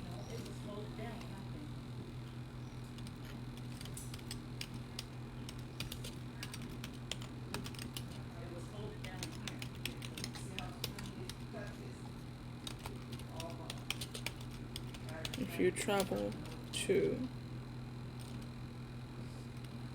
this said island,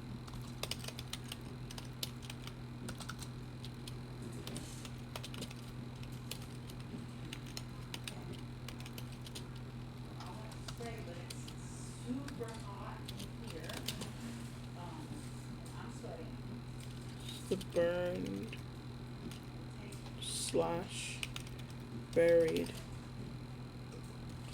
homes / people of this isle.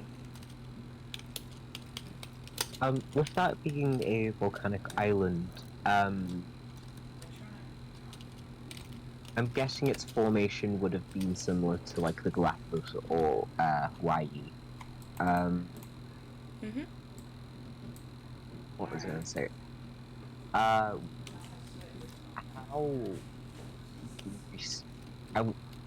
It clearly wasn't too recent formation of the island, but like in terms of how long the island has existed, because volcanic islands normally go through cycles of like sinking beneath the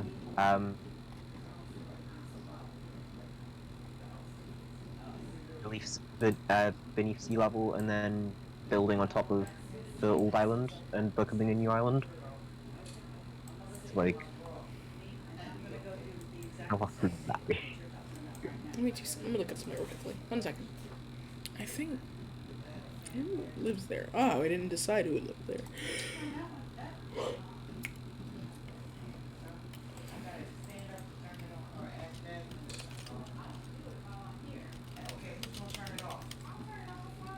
Formerly named. Was formerly named. Formerly named. And I'll put it there.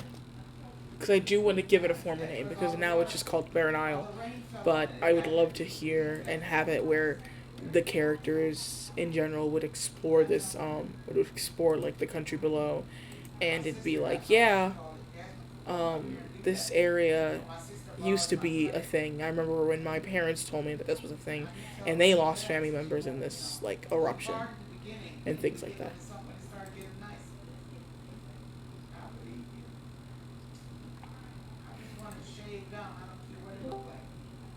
Welcome back, Ghost.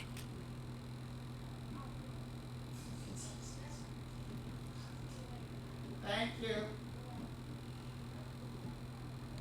Spartan, what do you exactly want to know about what you missed?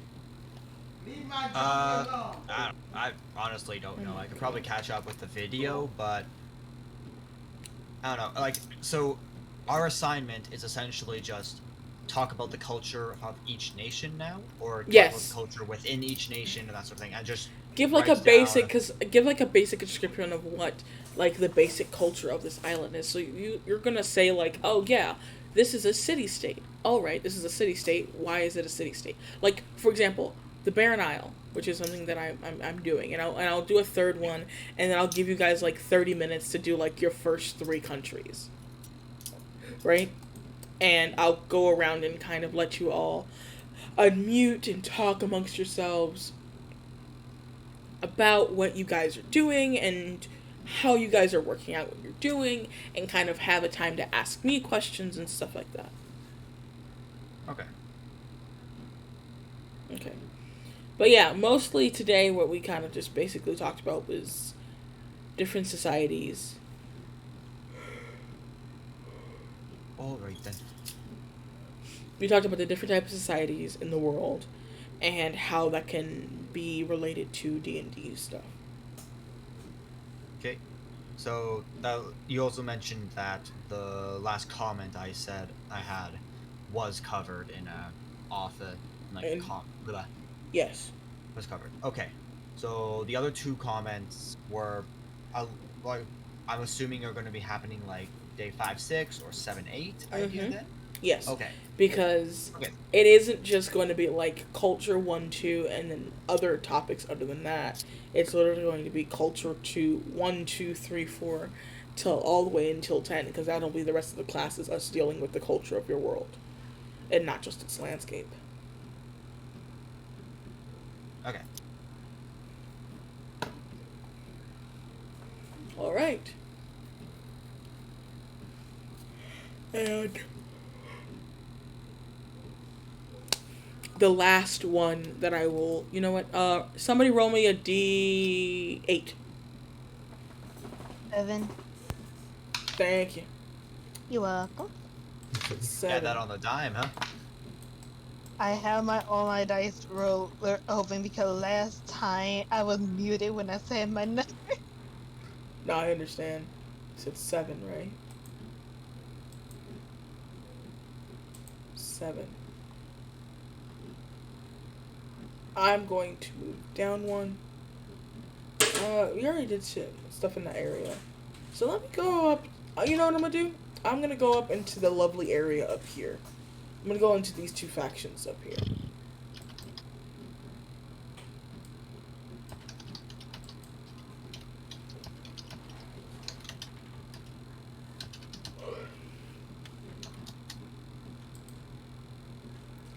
And we're gonna go here into the two E countries, Elbinus and Iblaria.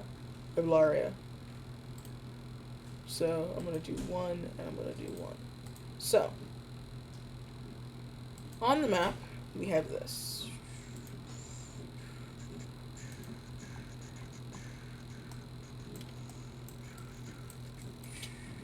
Here we go. So we have like 3 major countries and then 2 areas. So Iblaria is an area that is specifically strictly human. So it is going to be really, really boring.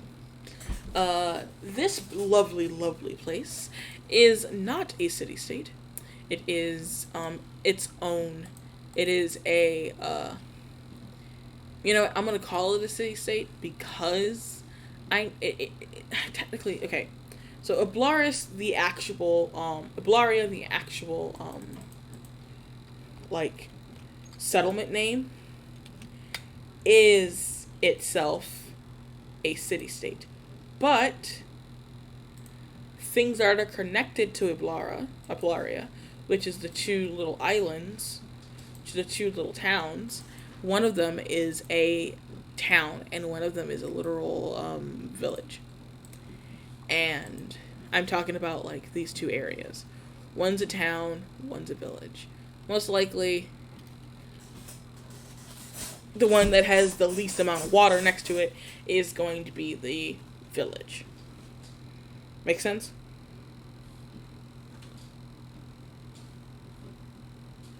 Alright, good luck, guys. You're so helpful. Okay. Yes, it does. I thought someone else would say something about it. Okay, So, I don't have names for these. So, I'm legitimately just gonna put unnamed 1. Unnamed number 1. And I'm gonna put unnamed number 2. Not number 3. I did specifically say 2.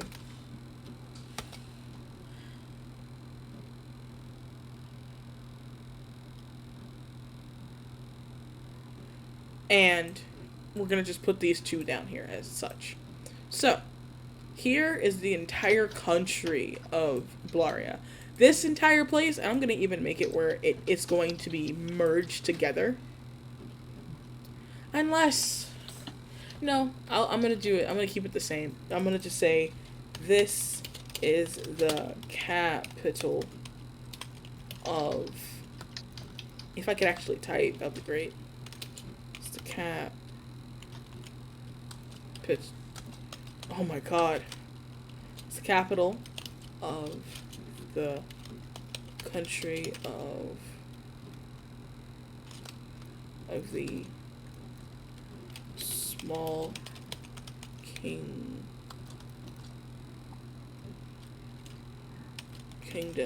of Iblaria. I don't know why I put an extra I there. Iblaria. A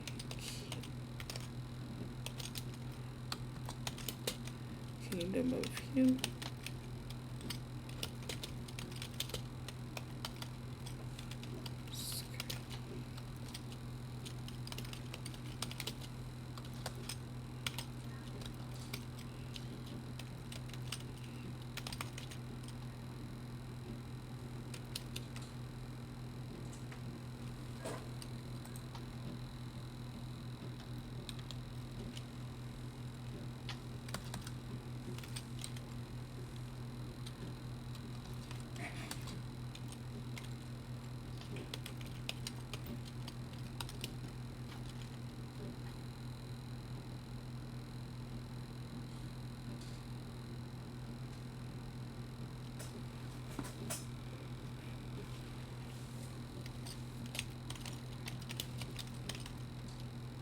Between 2 smaller villages and towns.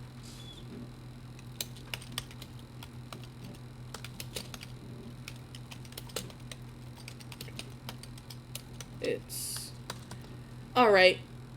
I need somebody other than Rosie to roll me a d4. 1. Joe. Joe Mama? Yeah. Hold on. You want me to relieve what? No. Odd or even. Odd or even?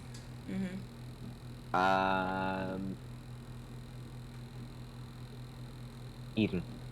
Lovely. This place is going to be under its king. It's going to be rolled by a king. There we go. Also, Regina, I hope you don't mind, but I've kind of stolen one of your things from Exemplaris, because I don't have a world of my own at the minute. What do you do? For the time being, since I haven't had a chance to make my own world, I've nabbed one of your ones that we haven't talked about yet, or that I haven't talked about yet, to, like, do, since I don't have my own yet. Do you mind? Oh, sorry, I didn't hear you. Somebody was talking to me. What did you say? Because I don't have my own world currently, because I haven't been here for the other ones because of exams and stuff. I've just grabbed one of your nations from Exemplaris, to, like, look at, because I don't have my own. I hope that's alright. No, go ahead. Yeah. Yeah. That's absolutely alright. Yeah, you did nothing wrong. Exemplaris is literally there to help you guys out. It is an example. If you want to look over Exemplaris and try to find out some other really cool, neat tricks and whatnot, if you genuinely need help, with, the area, we can do that too. So, bam. Bam. And I kind of want to move. I'm thinking. I'm debating.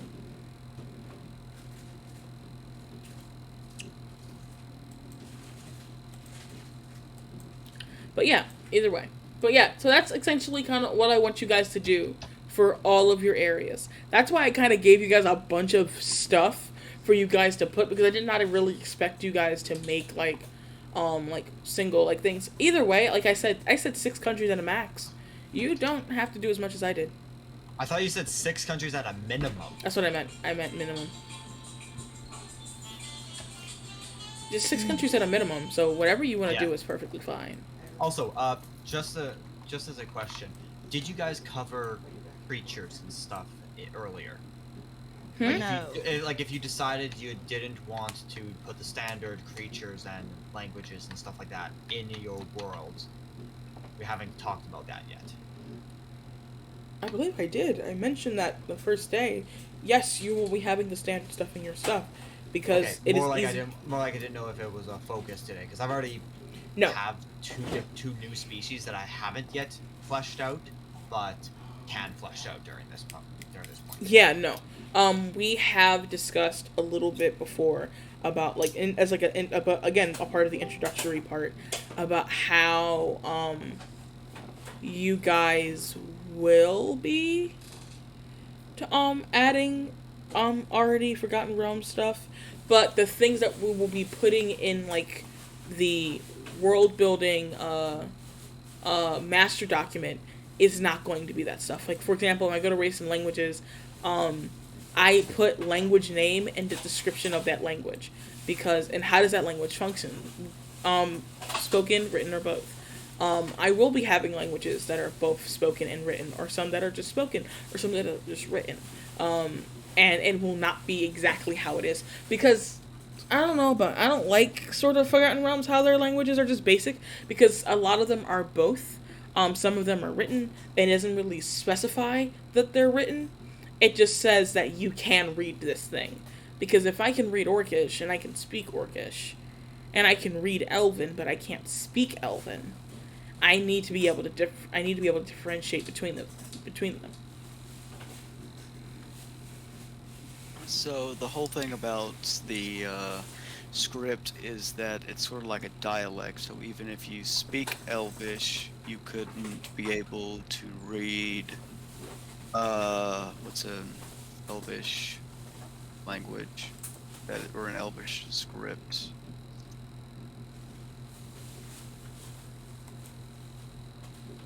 Languages. I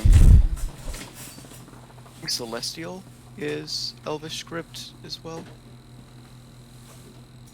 I think Celestial is Sylvan script, which is slightly different. It's similar, but like Elvish root is Sylvan, but I think it's it's similar, but I think it's a slightly distinct.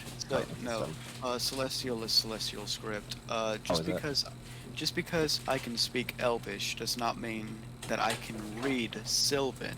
Just because it's in an Elvish script, I just recognize they use Elvish letters, but it's in a different dialect. Yeah. There will be like crossover with you'll be able to recognize certain words like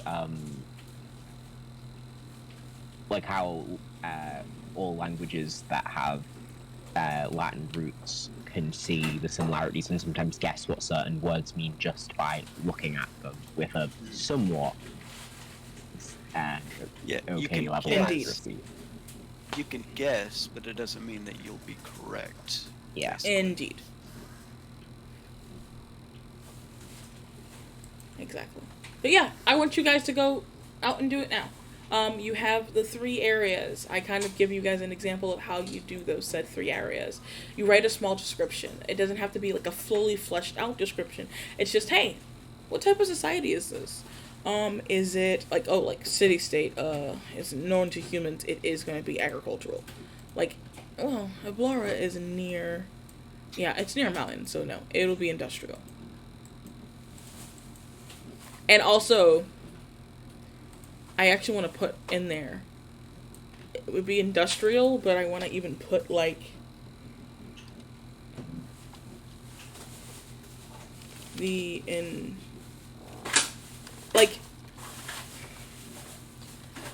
I want to just even mention the industrial society in Ablaria is going to be different from industrial society in Silverrune because of it being, as well as it being in the right next to a mountain, it's also right next to a school of magic, because in my world magic is a big deal. And if you can see and you look around this map, there is in every area of this map except here, because they can just access that school quick and easy. There is a place of there's a school in every section of this world except in Iblaria. In the area where you said there wasn't a section because they could easily access a different one, wouldn't that probably lead to other societies viewing them as potentially inferior because they're relying on a different area's magical education rather than their own? Yes.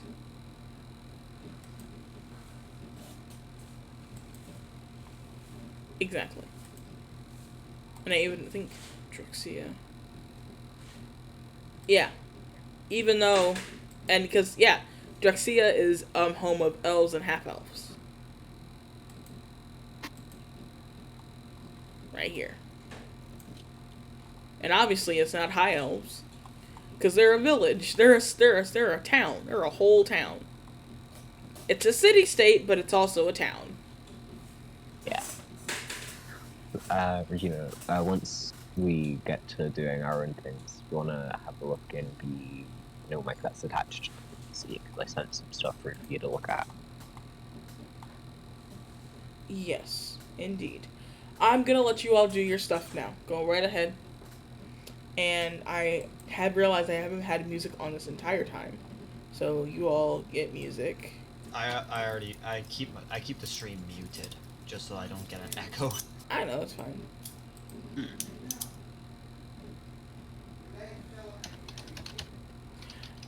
Instead of having music, well, I'll have music in the background. But I'm going to have that music playing in the background while I go. And I'm going to keep up the map on the screen, and as a sort of idea holder for people if you want to just even use this map as a idea area. I shall be back in a bit.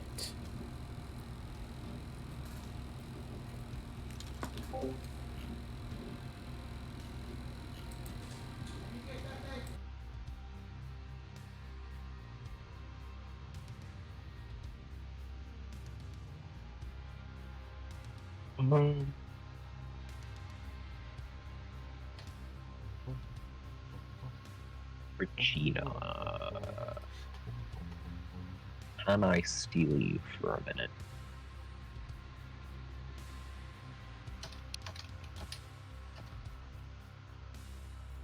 Oh, and Larry's here.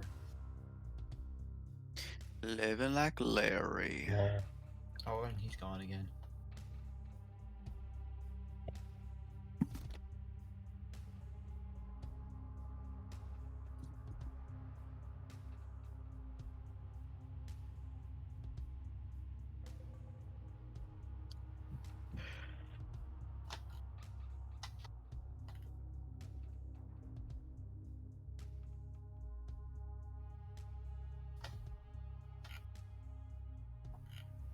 Well, typing I go, I guess.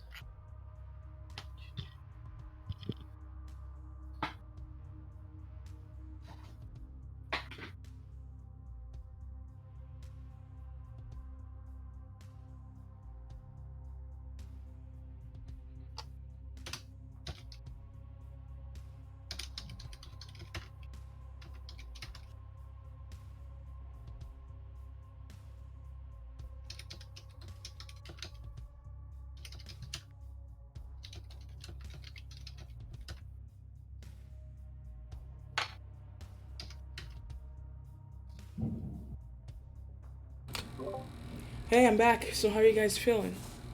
How you guys doing so far?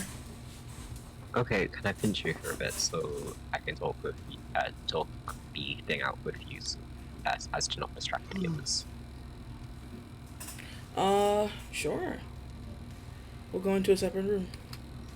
Okay. Do you want us to just head downstairs to VC2? Yep. Hi. Ayo. So if you look into the VC1 chat, I wrote out a okay amount for the nomadic one. I've mapped out general travel routes and randomized resting points and stuff like that. So it's obviously a nomadic hunt. Also, it's the island in like the upper right on the world map. So it's obviously the right section of the island is a nomadic hunter-gatherer society because it's like completely forested. And not you used up here. You used I think it's called Belicia? Yeah. Belicia, yeah, I pinched that one because I was like, that's an interesting one. It's got a plains and urban area, as well as a very forested area. Yeah. So what I went with was, you see how you've got a city in the center of the plains? I basically designated that area as a monarchy. So you've got a centralized city-state where you have the monarchy controlling it. You are going far into the future. I hope you know that. I know. Okay. And the surrounding area is very agricultural. You've got a crossover region where the land thins out a bit. Between the plain and the forest region.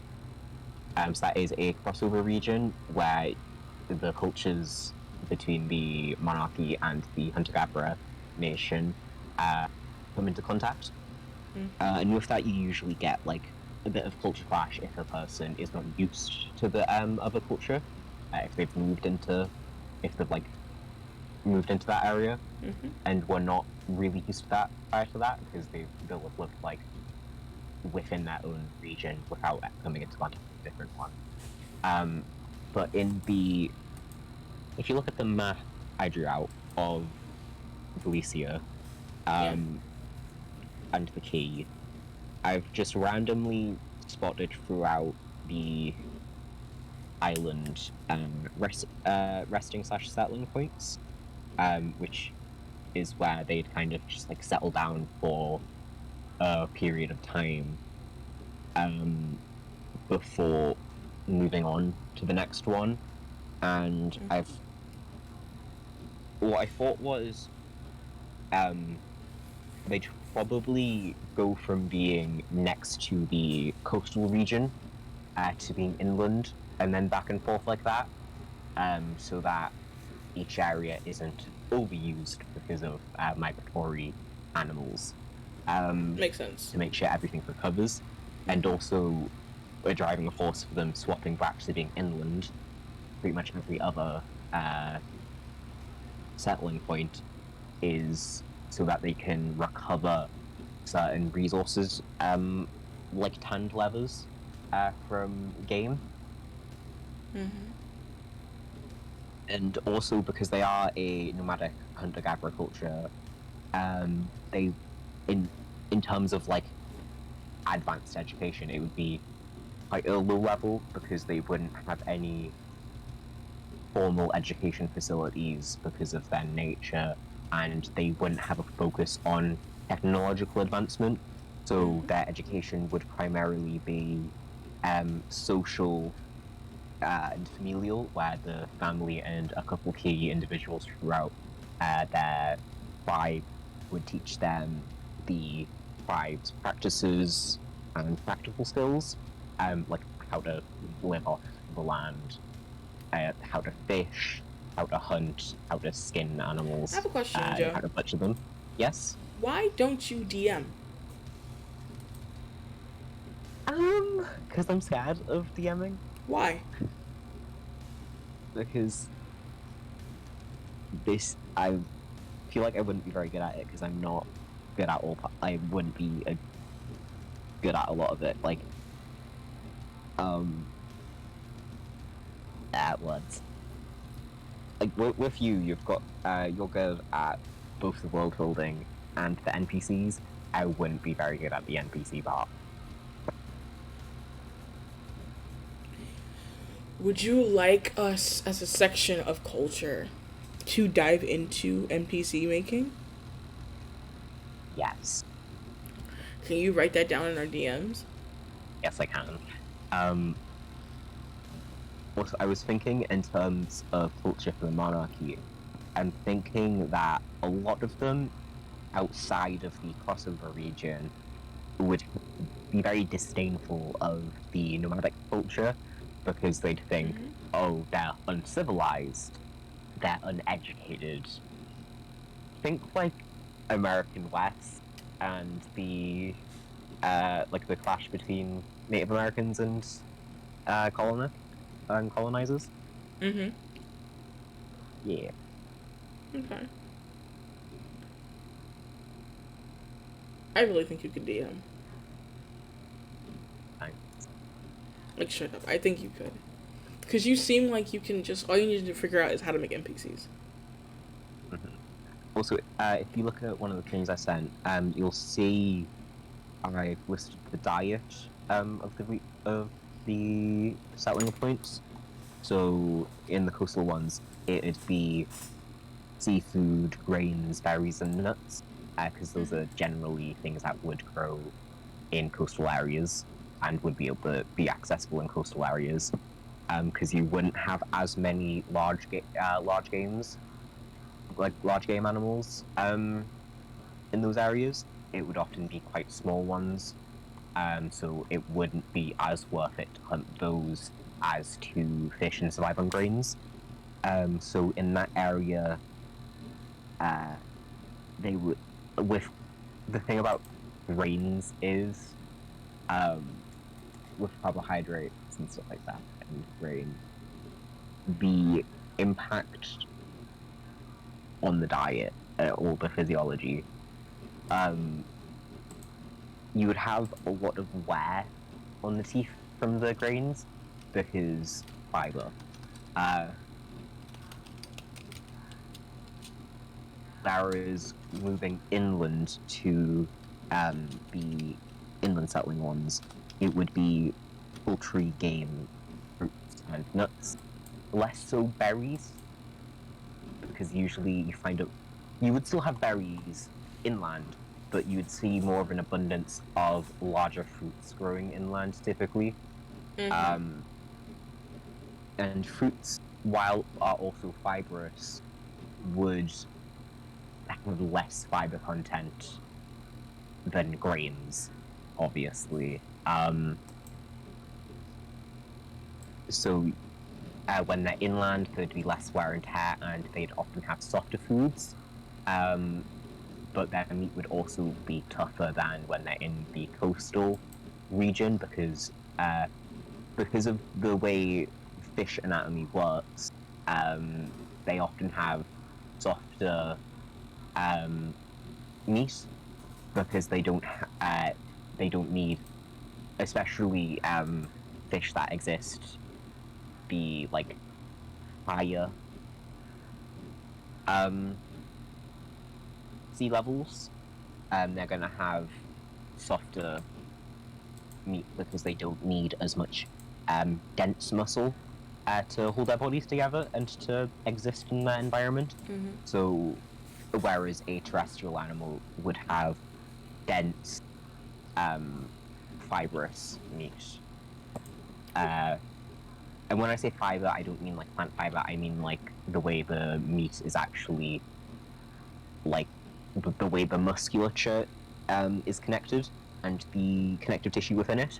It's a very fibrous layout, whereas in fish, it isn't quite as fibrous. You see, like it's more like flakes and honeycombs essentially that are laid on top of each other. Whereas it's like, if you think about the meat of a terrestrial animal, it's like ropes essentially that connect to the bones.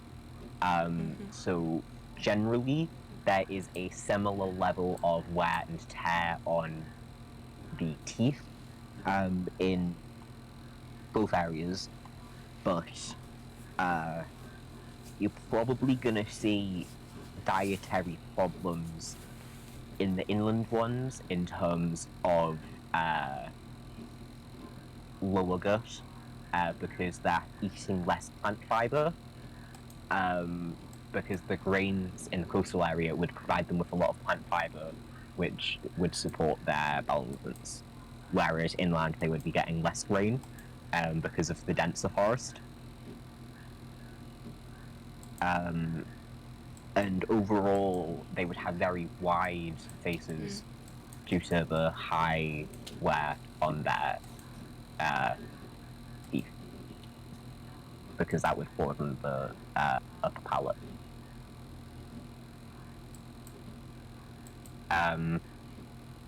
Which is similar to my point I made earlier about hunter-gatherer ones. So you'd see a lot of physical differences between, like, on the island, it's probably going to be only a couple races, and it'd be the same races throughout the island, but there would be a very distinct, even though they'd be genetically similar, because of how epigenetics work and the environment impacts the way bodies grow, there would be a very big difference between how the people from the plains region looked and the forest region. Because in the plains region, they would have access to more advanced technology in terms of like cooking. So you have softer, more easily chewable food in the monarchy area, and in the hunter-gatherer area you have tougher food. So if someone from the hunter-gatherer area were to go to the monarchy area or vice versa, it would be very easy to see who was from where,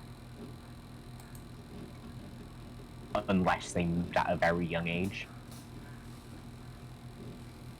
So that would probably cause quite a lot of social conflict as well, because if they'd spent a long time, or like in their developmental years, if they'd spent a long time in a particular region, then they would develop the like facial structures that come from the diet, which would mean that in the monarchy area, if someone had migrated from the hunter-gatherer area, they would face a lot of social prejudice, because the people would be able to see that they come from what they see as a very uncivilized, uneducated area. So you'd probably see sort of like classism, I suppose. Are you talking about from this area up as... here, my area? Hold on, I've got an ad, so I can't look at which part you're pointing to. Give it 3 seconds. Got an ad. Which part are you pointing at? Hold on. Yeah, I had to reload the stream. Which part were you pointing at? Are you talking about Drexia? No, I'm still talking about. Felicia. Oh, honey. Yeah. Okay. So, you'd see a lot of classism in the city towards people who had migrated from the hunter-gatherer area. Well, yeah, definitely. I wouldn't say racism because it's like they're the same they'd be like the same ethnicity. It's just the different places. Like, would it be racism? Mm. I feel like it would be better described as classism. It's still causing a lot of social prejudice and stuff.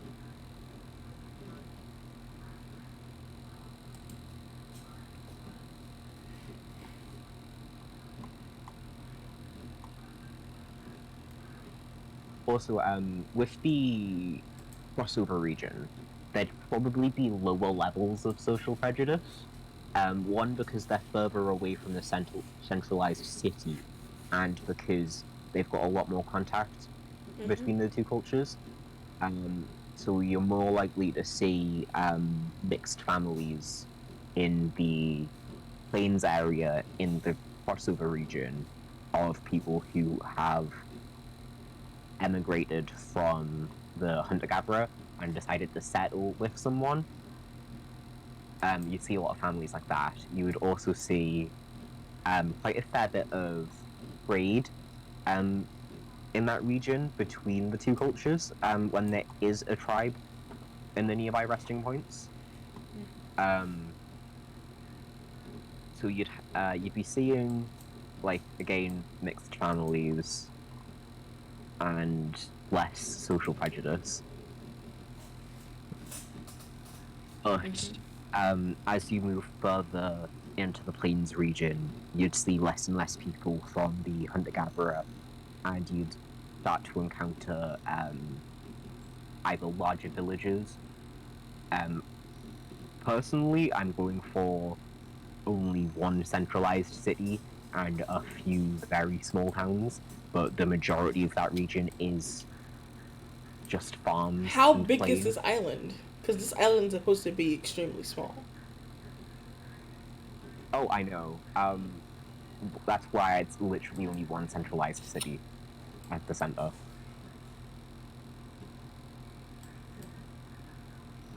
Okay. I want to head upstairs again.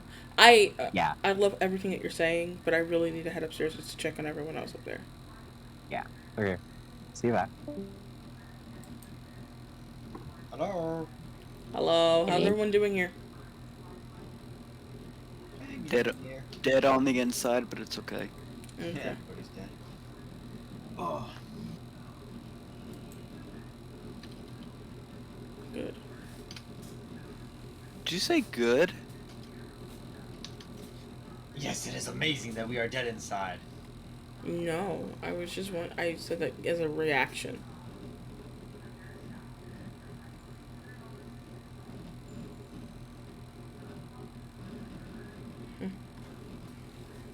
But yeah. How's everyone coming along with their 3 culture aspects? Wait, 3? Yeah, right for right now. Yeah, you can work on the other ones later on, but I give you that as homework.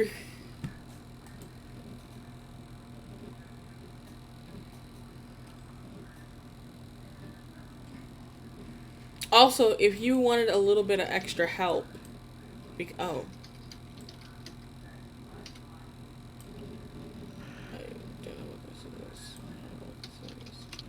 If you guys want a little bit of extra help, there is this website, and I'm going to be posting it. Just a culture overall. Oh, and I didn't even realize I didn't do this for you. I posted a bunch of resources. For types of societies. And culture overall. And if you are ready to make your culture,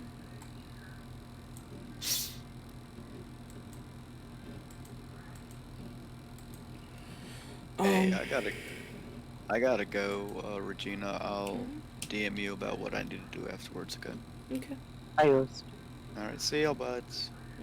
Do good. Listen to Professor Regina. Thank you. And if you want to even look in resources on the stream, I have a few resources right here, but these resources will most definitely be in the description of the YouTube videos, but I'm also going to be putting them in a No Mic channel here.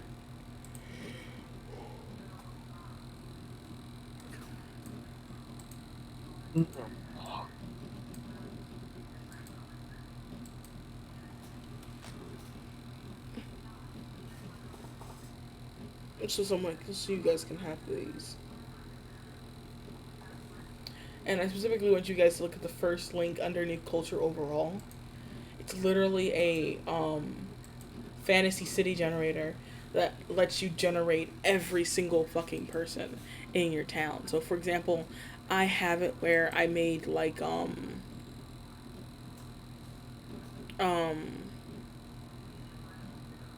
what is it called? Minus this part, of course. This city, population 28,094, features a grand temple and is known for high fashion. Unfortunately, it is affiliated.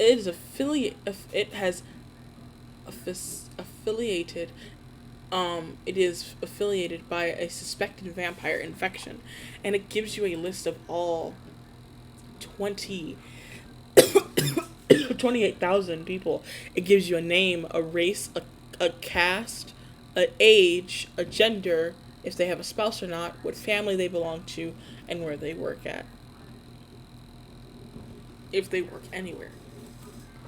Gives you a list of businesses in the area along with names. And you can switch around the names just to change it.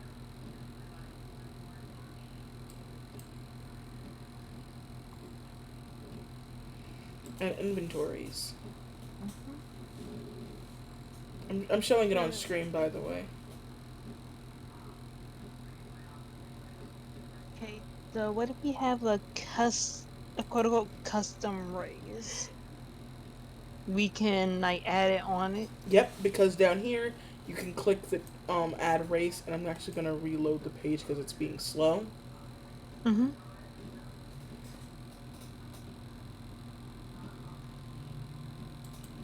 I'm going to just copy.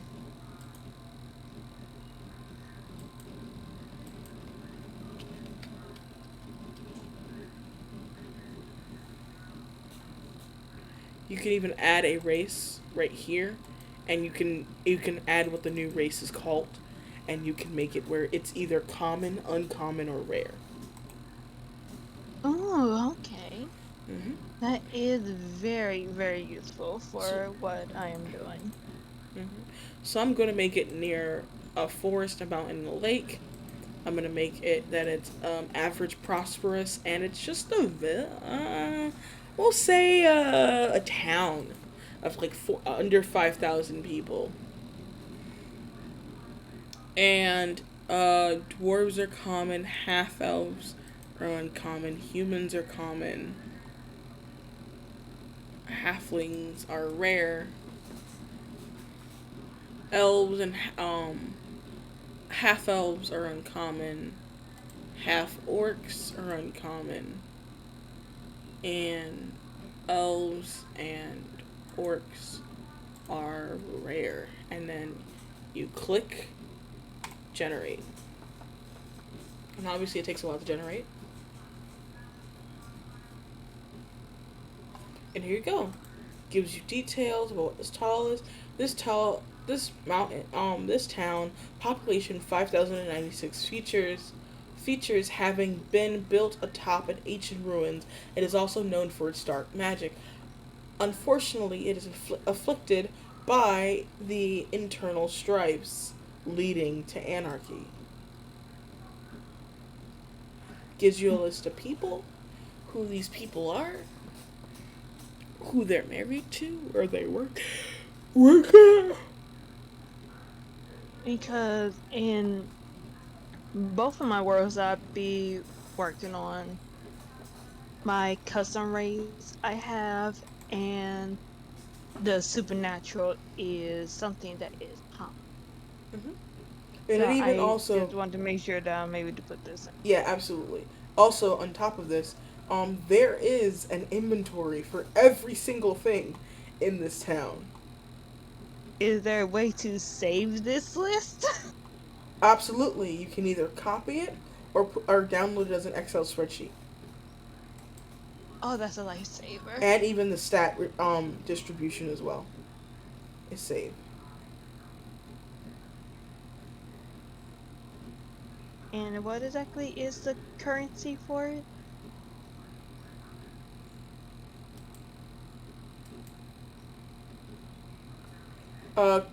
Copper, silver, gold. Is there a way to change the currency? Or no? Uh,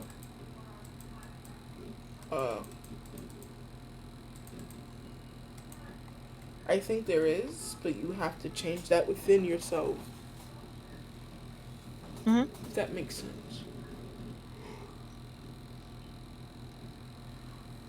Like, if you like all of the items, and I mean all of the items, you would just either add or subtract items into certain spaces. You can do whatever you want. Got it. Thank you. So yeah, I gave you all of these resources here. Pin. Yep.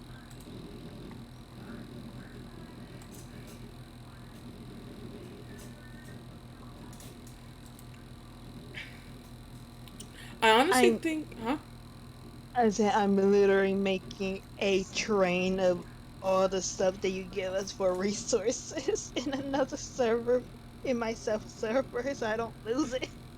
Oh, honey, I got you guys already. And world building resources, there's a section, and I'm even gonna add to it right now.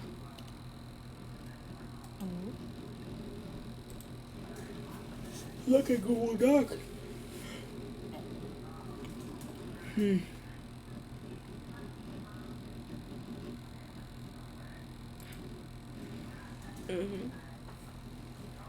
World building writing resources right here. World map makers, planet map makers, country names, city description names, world building PDF books, languages resources, and then like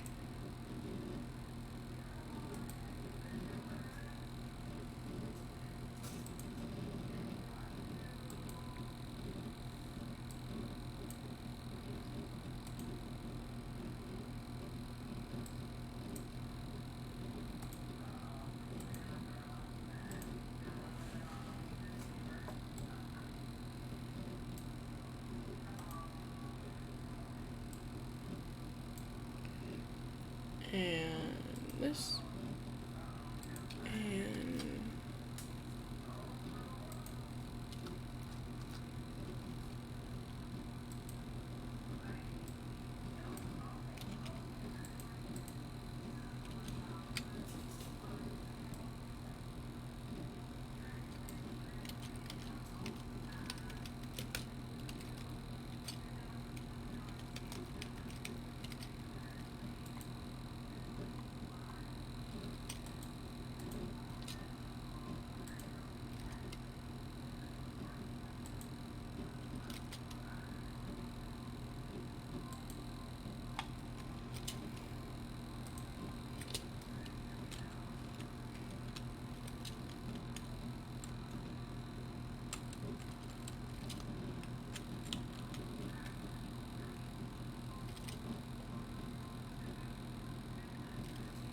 There you go. Okay. And I'm adding as well.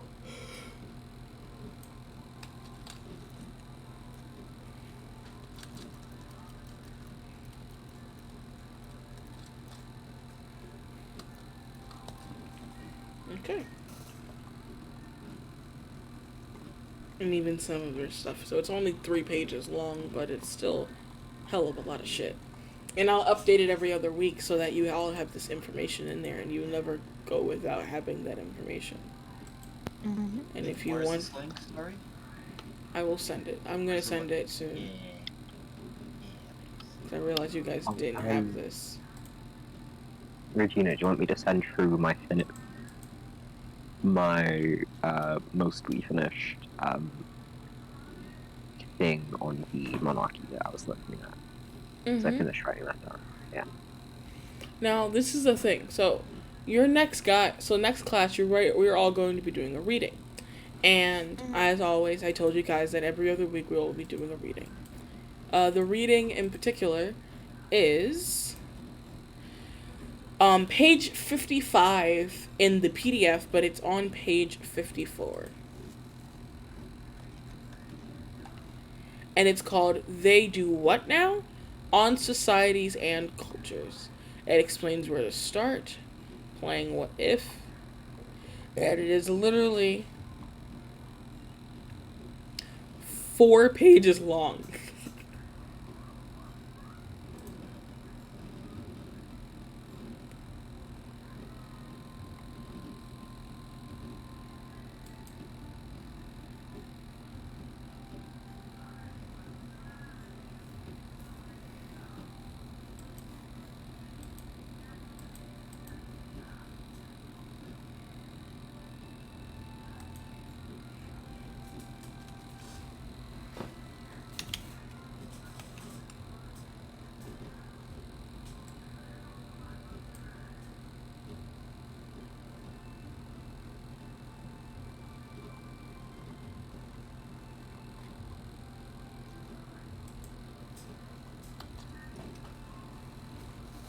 Yeah, so it's going to be 4 pages. Exactly 4 pages, by the way, I may add. But yes.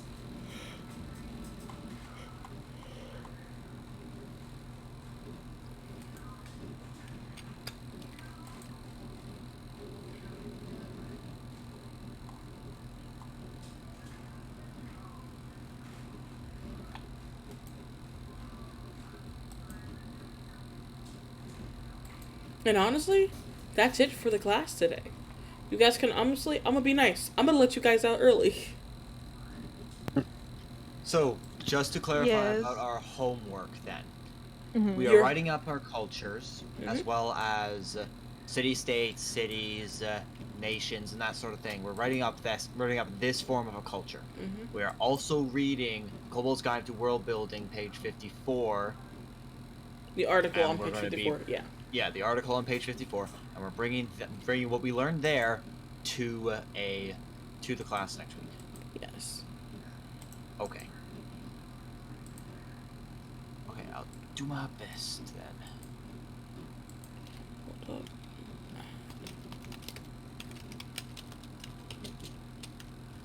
Oh, I'll try to be here next week, but No, you have GCSEs. Go. yeah, it just depends on how packed next week is.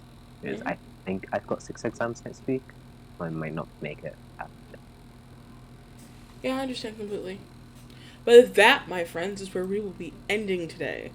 And that is going to be the 3rd episode of Worldbuilding Wednesdays.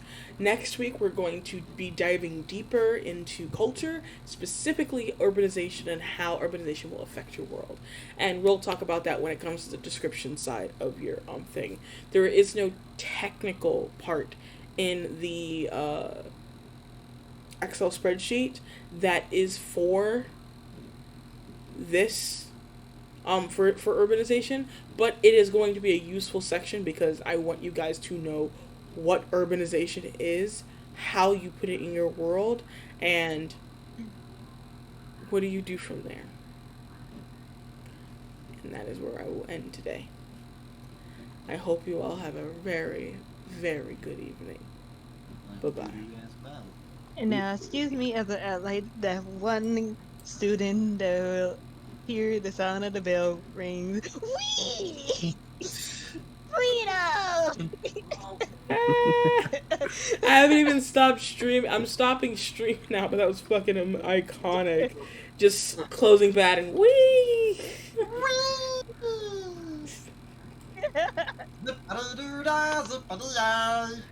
I have birthday